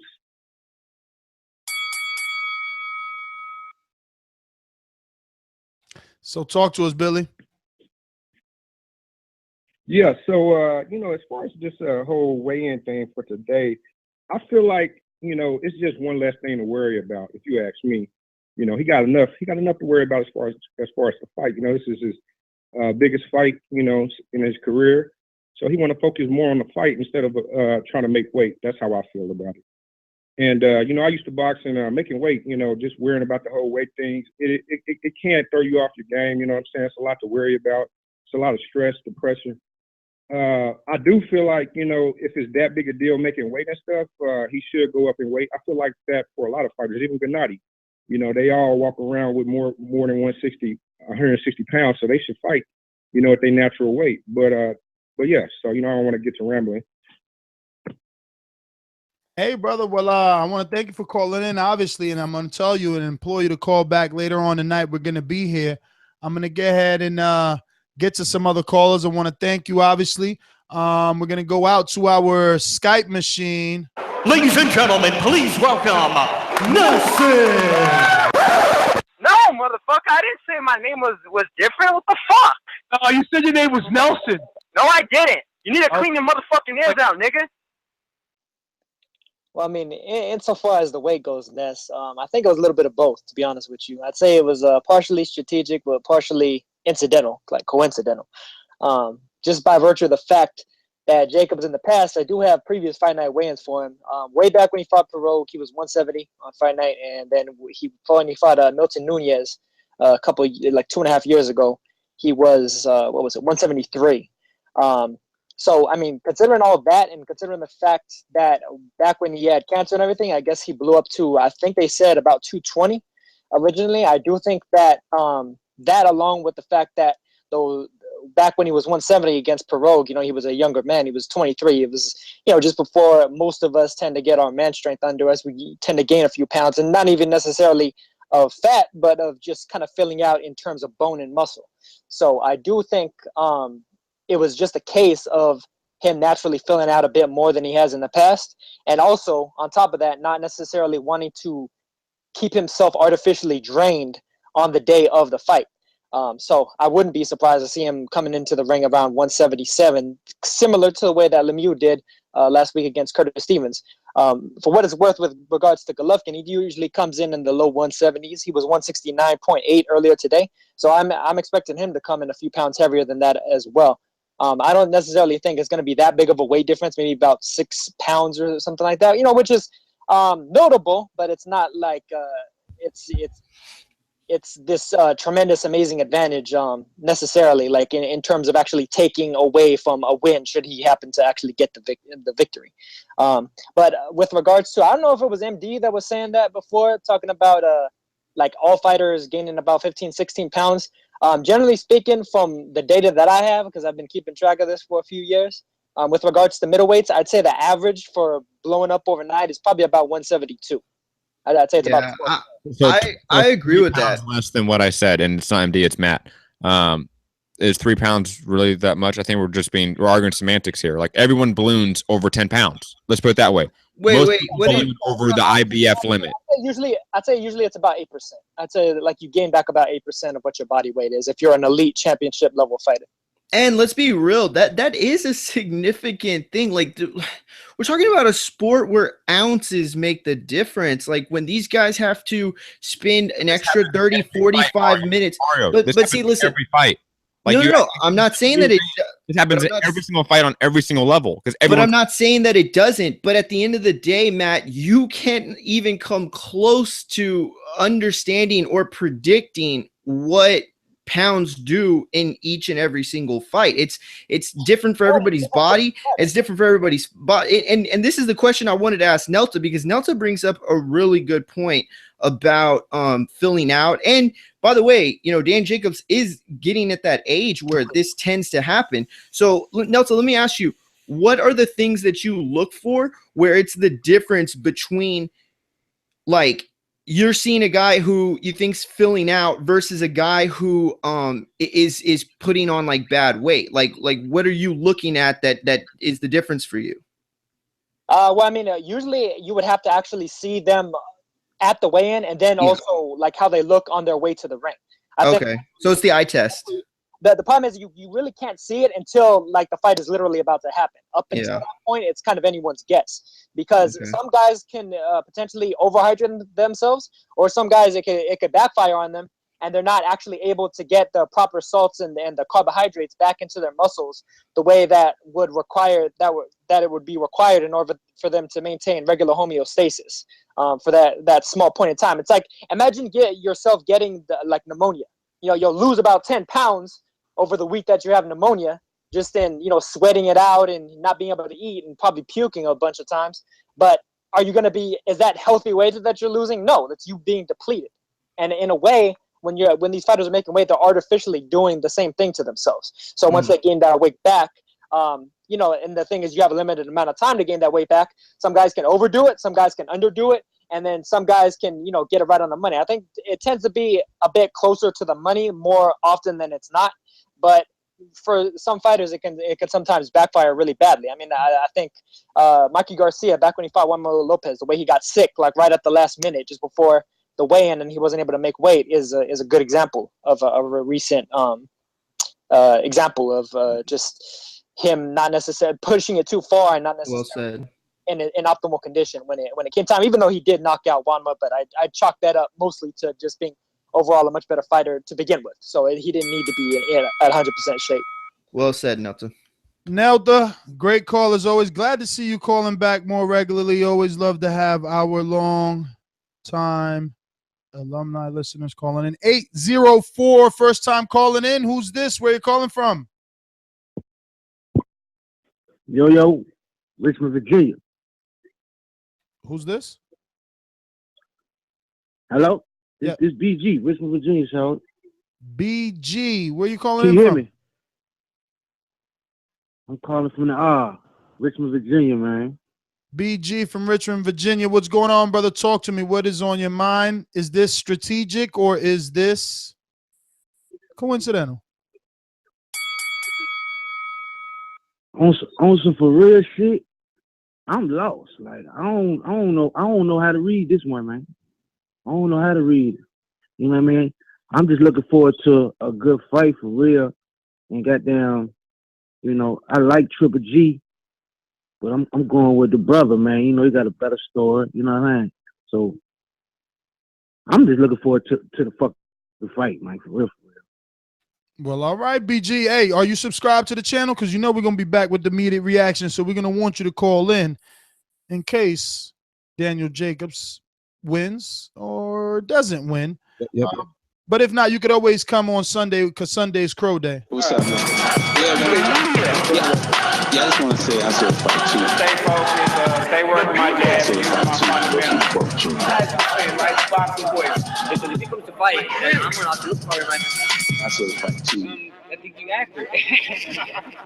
Yes, I'm accurate. I think it's strategic. That was my immediate reaction to the no-show of Daniel Jacobs. He's just preparing himself to take them power shots and to deliver power shots. Does that slow him down? Did anybody answer that? The IBF belt no longer on the line if he was to lose. Gennady, that is. I'm excited for this fight, man. I went to the Garden. I was in that area. I just took a walk around, take some pictures, ran into a hardworking journalist in the rain and the sleet. And I saw a lot of fight fans everywhere I went. So the place is getting really crowded fast. I'm excited. Gennady Golovkin versus Daniel Jacobs. I'm Team Jacobs. And tonight, like you mentioned, is a immediate reaction home show. I'm home now, and we'll be watching live on pay-per-view. Let's jump out to Savage in Toronto. Savage, what's going on? Yeah, what's going on, boys? Getting hyped for the fight. Got my Tecate, got my bag of green ready to go. It's gonna be a dope night. But as for Jacobs not making the weight, it doesn't matter if he was coming in 185, 175, he's getting knocked the fuck out. Other than that, we'll see what happens. And also with the championship shit, how IBF he can't qualify for that. Shit happened with Gassiev and Lebedev when Gassiev beat Lebedev, but Lebedev's still super champ somehow, and Gassiev took the other belt. So it's just some whack shit. I'll call back later tonight, boys. Have a good one. All right. Also similar to Tyson Fury when he beat Vladimir Klitschko and did not respect the rules and be a good sportsman and fight as mandatory, they stripped him of the belt. He dropped that belt. They stripped him. He didn't drop it. They stripped him. Blind Man Brad, what's going on in Bakersfield, California? Hey, how's it going, buddy? We're good, man. What's going on? Well, I think it's like this, man. If he's coming in a little heavy, it really is just going to give him the wrong strategy, because I think it's going to make him make the mistake that makes it easy for Triple G, to be honest with you. And the whole thing about his footwork isn't nearly as good as Triple G's. How is this weight going to affect that? Let's see. Well, we will see. Time is ticking. We're staying live with you. And look, we've been on so long that it's only 1 hour and 5 minutes left for you guys to get this fight. And the actual pay-per-view starts from Bakersfield, California, all the way. We're Brooklyn. Is that supposed to be a soundbite? That was my soundbite. I'm sorry. Yeah. Don't ever use that soundbite again. I know it just sounded like pain. Where Brooklyn at? It was live, man. Brooklyn, talk to Ness, man. This goes out for those that choose to use disrespectful views on the king. You gotta get your shit right, man. When you on a soundboard, you gotta come correct, man. Hey, real talk. I just wanted to say, because I don't want people to get messed up here. You only got 30 minutes to order that fight. Well, you can order it still while it's on. Really? That's not true. I order all the time last minute. Yeah, that's not true at all, Mario. I really, Uverse doesn't let me order it. If it already started, it won't let me order it. That's crazy. No. You know, you Uverse? I got Uverse. Cut them off. Yeah, I swear they don't let me. We went from Bakersfield. Oh. Who the hell is this coming through on TV? Morning, crack of dawning, Jacob Jordan. After Triple G punched him in the eye. Yo, it's my name, NES. Wow, yeah, you like that freestyle, right, man? Let's get to from Bakersfield. We're going to Atlantic City. Atlantic City, Brian, talk to us. Yo, what's going on, BoxingVoice? It's a party, baby. It's a party over here. I don't call that often. it's always a party, man. That's why I roll with you guys, man. I tell you, if you guys aren't on Sundays or Thursdays, man, I get pissed, man. I'm used to listening to you guys. I've caught a couple of shows. I was off because of the snow, so I caught one of your morning shows, which was good. I also caught, I think you guys had a show Friday, baby, too. And I was like, oh, man, I'm getting a boxing voice overload, so everything is sweet. But me being a ex-wrestler, and I did do a little boxing when I was in the Army, you want to get your fluids back in you. I think it's straight strategic with Jacobs, because you also got to think about when you dehydrate yourself, you also take the fluids from your brain are also dehydrating. So you want to rehydrate so you can get that fluid back in your brain so you can take them shots better. So I think it's strategic with him that he wants to come in a little bit heavier than usual. Maybe he thinks that's going to help him take the shots a little bit. But I still got Triple G between 6 and 8 KO for sure. But my heart is with Jacobs. But it is what it is. If I had to put my money up, I'm going to go with Triple G. But I definitely think this was planned. This wasn't a something he did on a fluke or his weight wasn't right. I think his weight was right on the money. Now, you know he's dealing with the Whisperer, too. So who knows what they told him to do while he was out there in California with Virgil Hill. Virgil Hunter. Everybody calls him Hill. And it was strategy. Yeah. Virgil Hunter. Virgil Hill actually lives down here in Lake City at the PAL. He needs to be working out down here. I see him all the time. So maybe that's why that's on my mind. But my heart is with Jacobs. I think Jacobs is going to definitely be the toughest bout for him. I've seen he needs to stay close. Because I think you did that. I seen an interview you did with Willie Monroe where he said, not Willie Monroe, but what's the guy you did the interview with that fought Triple G, and Triple G let him hit him a little bit, and then he actually knocked Stevens. Yeah. That guy you just Willie Monroe. Willie Monroe. You're right. Okay. Now remember when Willie Monroe said, "Look, when I had my most success against Triple G is when I was close." And if you look at the fight with Kell Brook was catching with little short punches. And Triple G needs a little bit of room to give you that knockout blow. So I think with Danny putting on a little bit extra weight, maybe he can kind of muscle him maybe and stay close to him. And I think he'll do better than to stand out there, get walked down and Triple G's going to try to cut off the ring, bang to the body, go to the head. And then Triple G likes to swing when you swing. Because most of the time his gets there a little harder than the guys he's been fighting. But Danny's quick, because you see what he did to Quillen when he started out quick. That is your round, my friend. Let me get to some others. First time caller 708. 708. Who is this? Where are you calling from? Calling from Chicago. Actually, not a first time caller, but I haven't called in probably about a year. Wow. All right. So now we have not one, but two producers, and that'll never happen again. So we're going to go ahead and give you the first time caller intro again anyway, so that we can remember this name and city better. Ladies and gentlemen, making his professional debut.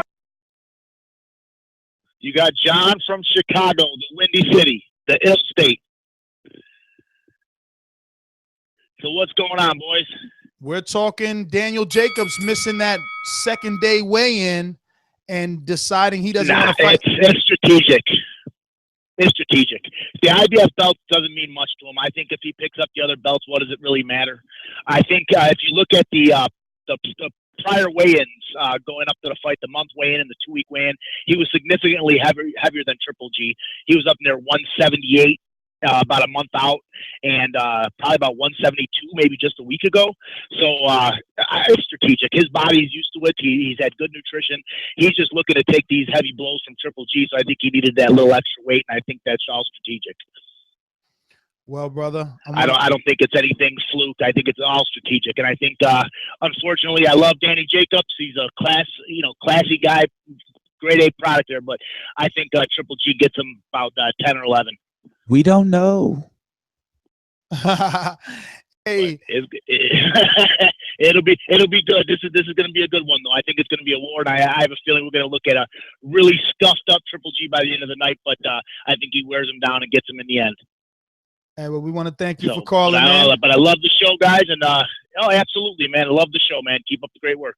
Man, we want to hope you continue to call in. Hopefully, we get to meet you at one of these appreciation nights. A lot of Houston and Chicago callers coming out the woodworks for the big fight. I love that. I love that. Hopefully, it continues. That support continues to be there, and we can get some Houston or Chicago TBV appreciation nights. Man, it would be good to take these meet and greets around the world. We went from one, basically first-time caller to another. 561-410. 561-410, first-time caller. Who's this? Where you calling from? What's up, fellas? This is MJF from South Florida. How y'all doing tonight? MJF? MJF. MJF, South Florida. South Florida. First time calling in? Cold South Florida. Yeah, first time calling in, man. Oh, man.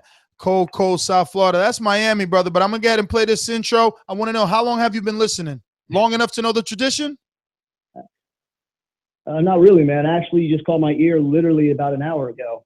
So I'm a brand new first-time caller. Wow. You know what? Nice little welcome party for tonight on Saturday night, too, and this big fight coming up. Definitely, bro. I would say that I was thrown back, but you're the second first-time ever caller on this show. So it looks like we need to be doing more live shows before the big fight. I want to go ahead and give you our traditional first-time caller intro.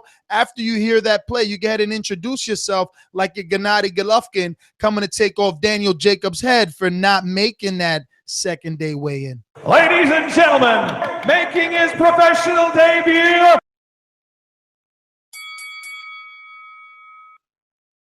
MJF from West Palm Beach, not Miami. MJF from West Palm Beach, man. Talk to us, brother. Perfect intro. Perfect. Talk to us. So what's on your mind? Very, very simple. I'll agree with a few of the last couple callers there, especially from Chicago. It's a strategic thing. The bottom line is this. What's going to happen, in my opinion, considering that I consider Golovkin the Ivan Drago of this generation in the middleweight division, especially in two styles that he had fought. One in particular he adjusted to with the Lemieux fight, where he actually had that vicious jab and literally wasn't planning on doing that, but just fell into that. And then just basically running over that great Kell Brook kid.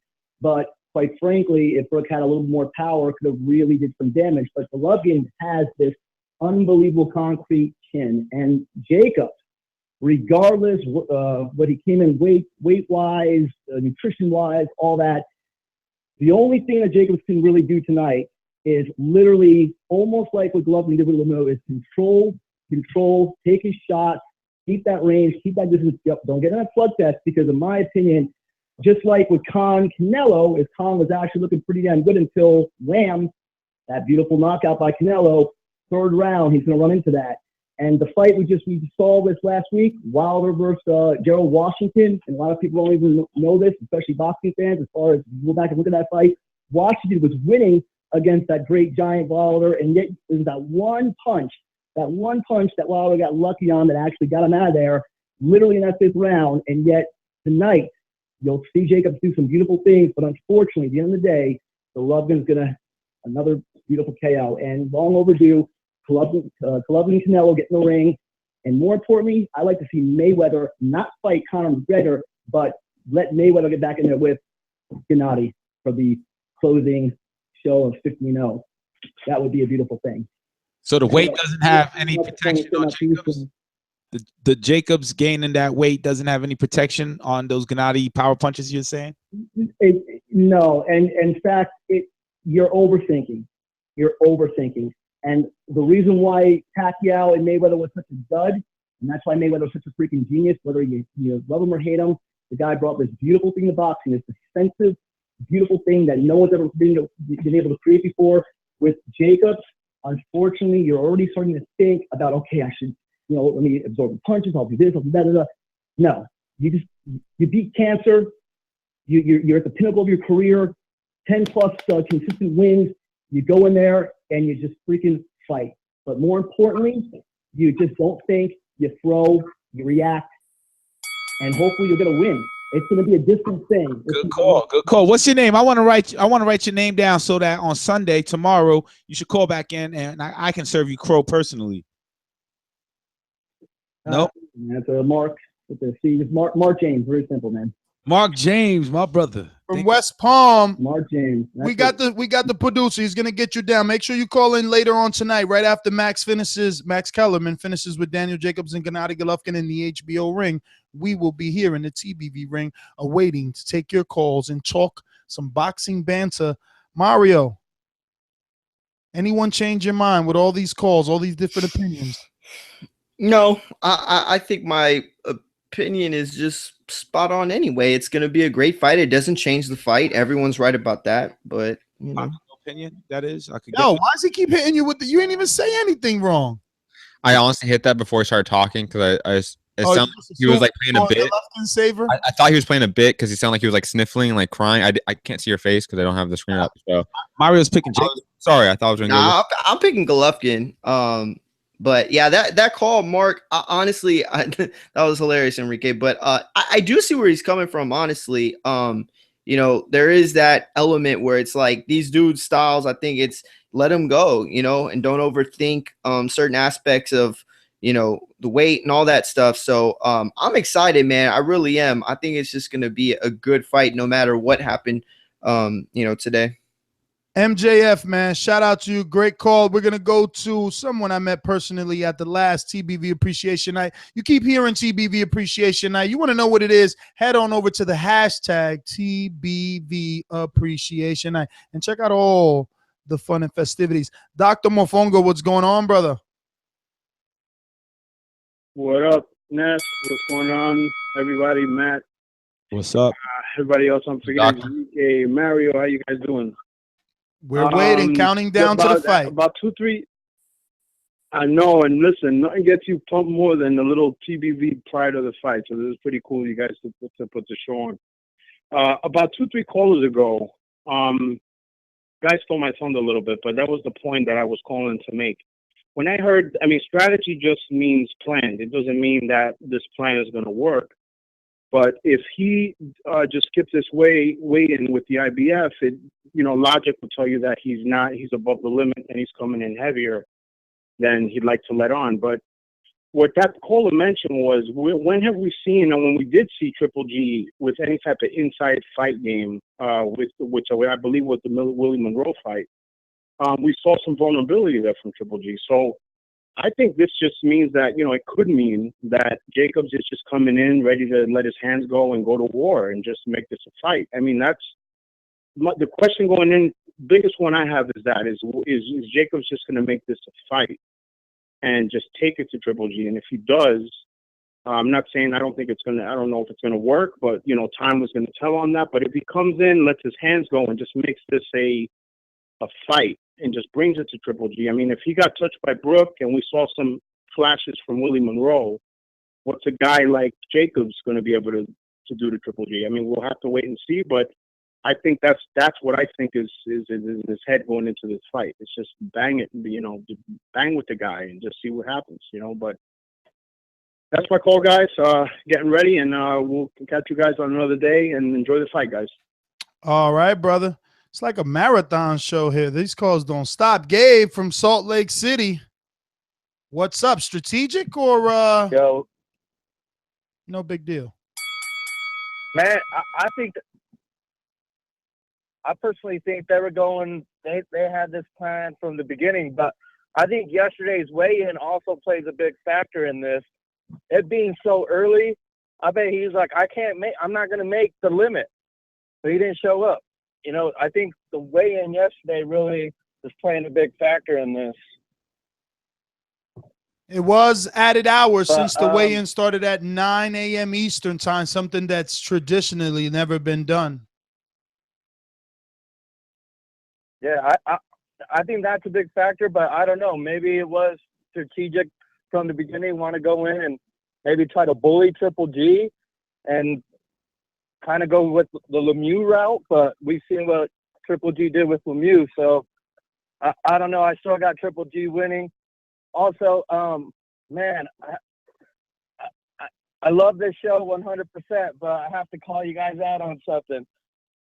You guys say the Canelo Chavez, you guys were too hardcore to talk about that fight, but you guys steadily talking about the Conor McGregor and Floyd Mayweather fight, which I think is even more of a shit show. Nah, than the brother, Canelo stay Chavez tuned. fight. Stay tuned. Me and Enrique going to be in the lab Monday morning. We got something real good coming out on Canelo Chavez, and we're going to kind of increase the content on that. What we did say that it's probably not the best fight for us as boxing fans to meet up at because hardcores probably are not going to go to this fight. Oh, okay. I must have misunderstood. I thought you guys were saying like you didn't even want to touch the subject because I know TBV is mostly hardcores, and I appreciate it. That's why I love it. That's why I signed up. I'm ride or die. But yeah, just thought I just hear you guys talk more about the real shit show, which is Conor McGregor, Floyd Mayweather, more than the actual fight that's happening, which is Canelo Chavez. You're right, bro. You're not even you're our second caller to say that. Be honest with you, Compa has said he want to see more from us on Canelo Chavez, so we're gonna please both you and him. Don't worry about it. Like I said, me and Enrique are going to work on Monday, and now you put us on notice, so the rest of the guys will make sure. And I love that fight too, by the way. I understand what people are saying about it, and I get it, but I love it. And very fast to address this point about us talking about too much. On Sunday's show, I believe, when we had the 5 topics, or Thursday's show, now I'm lost with my days. Thursday's show, when we had the 5 topics, that wasn't even a major topic. That wasn't one of our 5 topics that we were supposed to talk about the most. But the nature of that topic, I think, made us talk about it more than the other ones, unfortunately, because it is a sideshow and a freak show. And for some reason, that just draws discourse in. So I know we talked about way too much on Thursday's show, but to be fair to us in the sense, it wasn't one of our 5 topics at all. And to be fair, Floyd Mayweather versus anyone would get time on the show. It always has. So unfortunately, it's McGregor, but yeah, Floyd Mayweather would get that time anyway. So. All right. Gabe, thanks for calling in, brother. We'll be back media reaction after this. Kansas City Mac, talk to us. Yes, like I'm in. You win, brother. Yeah. You win. Y'all can hear me? Can you hear me? Yes, sir. Yeah, go ahead and dust off the archives. It's been a minute. I'm sorry. I've been working. Triple G is gonna do his thing once again. Jacobs is going down in either the 6th or the 7th. So there's nothing you can do about it. The takeover is now, it's not later, it's now. I wanted to call in about Deontay Wilder months ago, but I told you the only thing he was going to do was beat up his hands. That's the only thing that was going to get beat up on him. Who else am I forgetting? That Mayweather and Gregor, I don't know, that seemed like a circus. But anything else I'm forgetting, I just want to pay homage to your network, man. I just love what y'all do. Maybe one day I can work my way to that round table. I'm going to keep doing my homework. Hey, man, before you get there, you might earn yourself an award. Check out #TBV Podcast and #TBV Appreciation Night to see what it's all about. Mac, I want to thank you for calling in Kansas City. We're going to go to the 214. You're live on TBV. This is a planned thing, or was this strategic, or is this coincidental what Jacobs is doing? Well, I think it was strategic, but the bottom line is Danny. Wait a minute. I apologize. Is this the first time calling in? Actually, it's not. I called. I'm Tim formerly from Okinawa, Japan, but I'm in Alabama now. You're in Alabama for good. So it's not my first time calling. Should we keep this number so that we could address you properly, Tim? Oh, yeah. Yes, sir. You can keep this number. All right. Tim in Alabama. Matt, sorry to interrupt you. We'll put the clock back on. Go for it.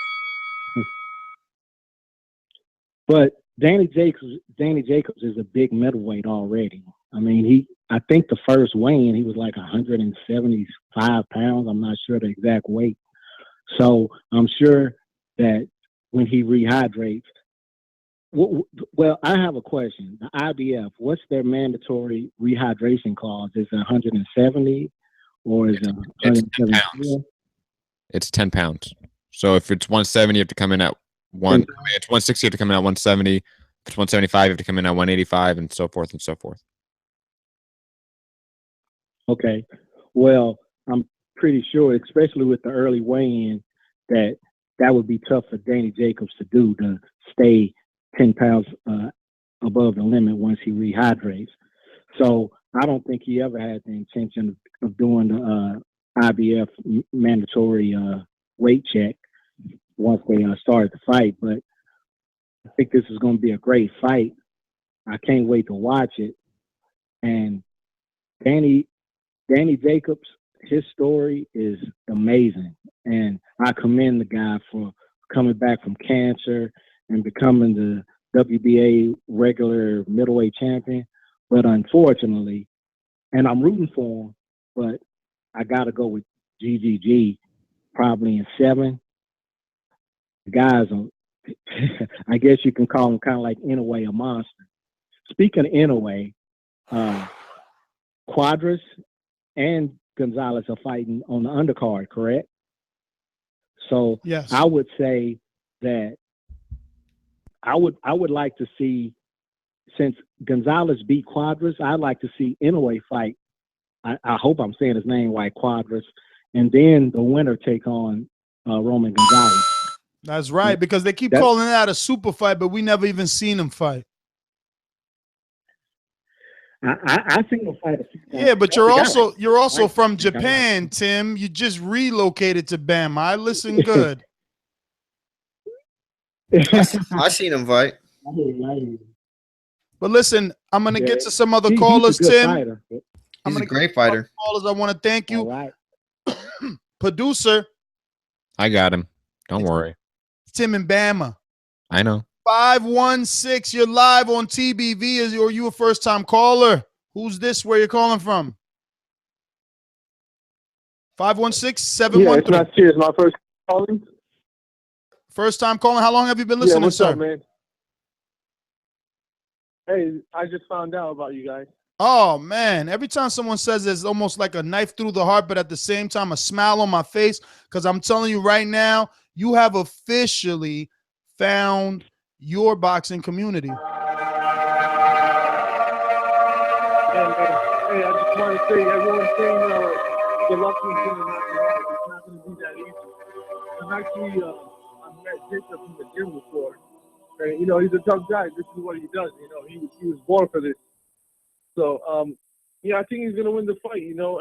Golovkin, he got everyone hyping him up, saying he's going to knock him out. And I feel like he believes it too much. So, Jacobs is going to come out slow and try to read him. And I feel like he's going to time him as he's coming in. And he's going to get a knockout in the 7th. Listen, what did you say your name was? Because you totally talked through that intro, so we need to make sure. It was Nasir. Nasir, where you calling in from? I'm in Long Island. Long Island. Well, Nasir, I want to thank you for calling. Listen, we're going to be back here since you just found us. Make sure you subscribe to the YouTube channel. We're going to be back here right after the fight. I'm talking about as soon as Max Kellerman is done interviewing both guys. We'll be here to get your immediate reaction. I want to thank everyone that called in. It is time to wrap this one up. The fights are about to start. Mario, final thoughts. What's on your mind, brother? All these calls, all these different opinions. Well, I'm surprised how many Jacobs fans there were calling in. I'm glad, though, that people recognize this as the 50-50 fight that it should be. I just want to reiterate my Golovkin in 7. And that's not because I think he's going to dominate. I think that's because it's going to be very competitive. But like Matt said, this fight is set up for a knockout. And Leatherwood is going to win right now against Andy Lee. No, Andy Lee's catching him, man, with that left. No, he is looking better, yeah. Yeah, man. You got prelims, by the way, on ESPN, on the app, if you have the ESPN app. You guys watching it right from your computer station? Now on my phone, dog. I'm about millennials 2 rows away from my television. I ordered the fight My final thoughts is, I'm a Danny Jacobs fan as well as a Golovkin fan, but I got to stick with Jacobs, that is. Daniel Jacobs, the Miracle Man, because he's a Brooklyn brethren and he's a power hitter, right? He got that one punch knockout power, and hopefully he gets his respect tonight based off of that, and it goes a distance or he knocks him out. And my final thoughts on this topic is that it doesn't matter. This whole weight gain doesn't matter. Whoever's going to win is going to win based off their skill and their lack thereof of durability, possibly. And this is some arbitrary rule by the IBF that most of boxing doesn't follow, that most of us don't give a shit about. So everyone that called in and cried or is on the live chat crying about how Daniel Jacobs is unsportsmanlike and unprofessional, I'll pull out the violin for you, and you can, get some tissues, because Triple G is still going to win. This doesn't even matter. It has no effect on this fight, but it's going to be a good fight. Can't wait. Right. That's because yesterday what really mattered, right? Yeah, that's the actual weigh-in. All right. So then today, everyone else is crybaby, but it is strategic, I believe. It is strategic, 100%. But I don't think, I think it was Dr. Mofongo said, yes, it's a strategy, but that doesn't necessarily mean it's going to be an efficient strategy or actually have any effect in the fight. Yes, it is a strategy, but I don't think it's going to be one that actually has any effect in this bout. We don't know. We don't know. You're right. You don't know. You're right. You don't know. But we will find out in half an hour. This card will start. Act like Mario and buy it fast before they don't allow you to buy it after 9 p.m. I swear, if you got Uverse, you know what I'm talking about. I never heard of Uverse. AT&T Uverse. Come on, man. They probably don't got it in your area. Oh, I'm sure they probably do. It's AT&T. Yeah. They have it everywhere. No, they don't have it everywhere. They don't got it in South Texas and South Texas. AT&T, yes, but Uverse, never heard of Uverse. They have AT&T everywhere, but they don't have the Uverse station. I mean, the Uverse cable for AT&T everywhere. Ness, you heard of Uverse? I had Uverse in college. I think Ness used to have Uverse. Uverse isn't bad. I don't have Uverse. I have Xfinity. Oh, that's right. You have Xfinity. That's right. I get all the best shit. Yo, I am your host, NessGTO. Find me on Instagram and Twitter at NessGTO. You can catch my co-hosts and co-producers at Fight Talk. That's my Instagram. TBV_casual fan is my Twitter handle. At Maury Munguia on Instagram and Twitter and Facebook. At Mixed Combat News on Twitter, and my MMA podcast, Mixed Combat Radios, on Patreon, SoundCloud, YouTube, iTunes, etc. Peace. Peace. See you after the fight. Yo, I don't even know. Somebody sent me an image here of the betting line. It says 501 Daniel Jacobs plus 600. And that's, I don't even know how to read this. Bruce, teach me. Teach me. Is it Bruce that sent it to you? Yeah, I'm going to send it to you. I'm sure you know. Hipster. Yeah. Anyway, we'll be back. Media reaction. I got to go. I'm starving. Bye. Peace. Hey, Matt.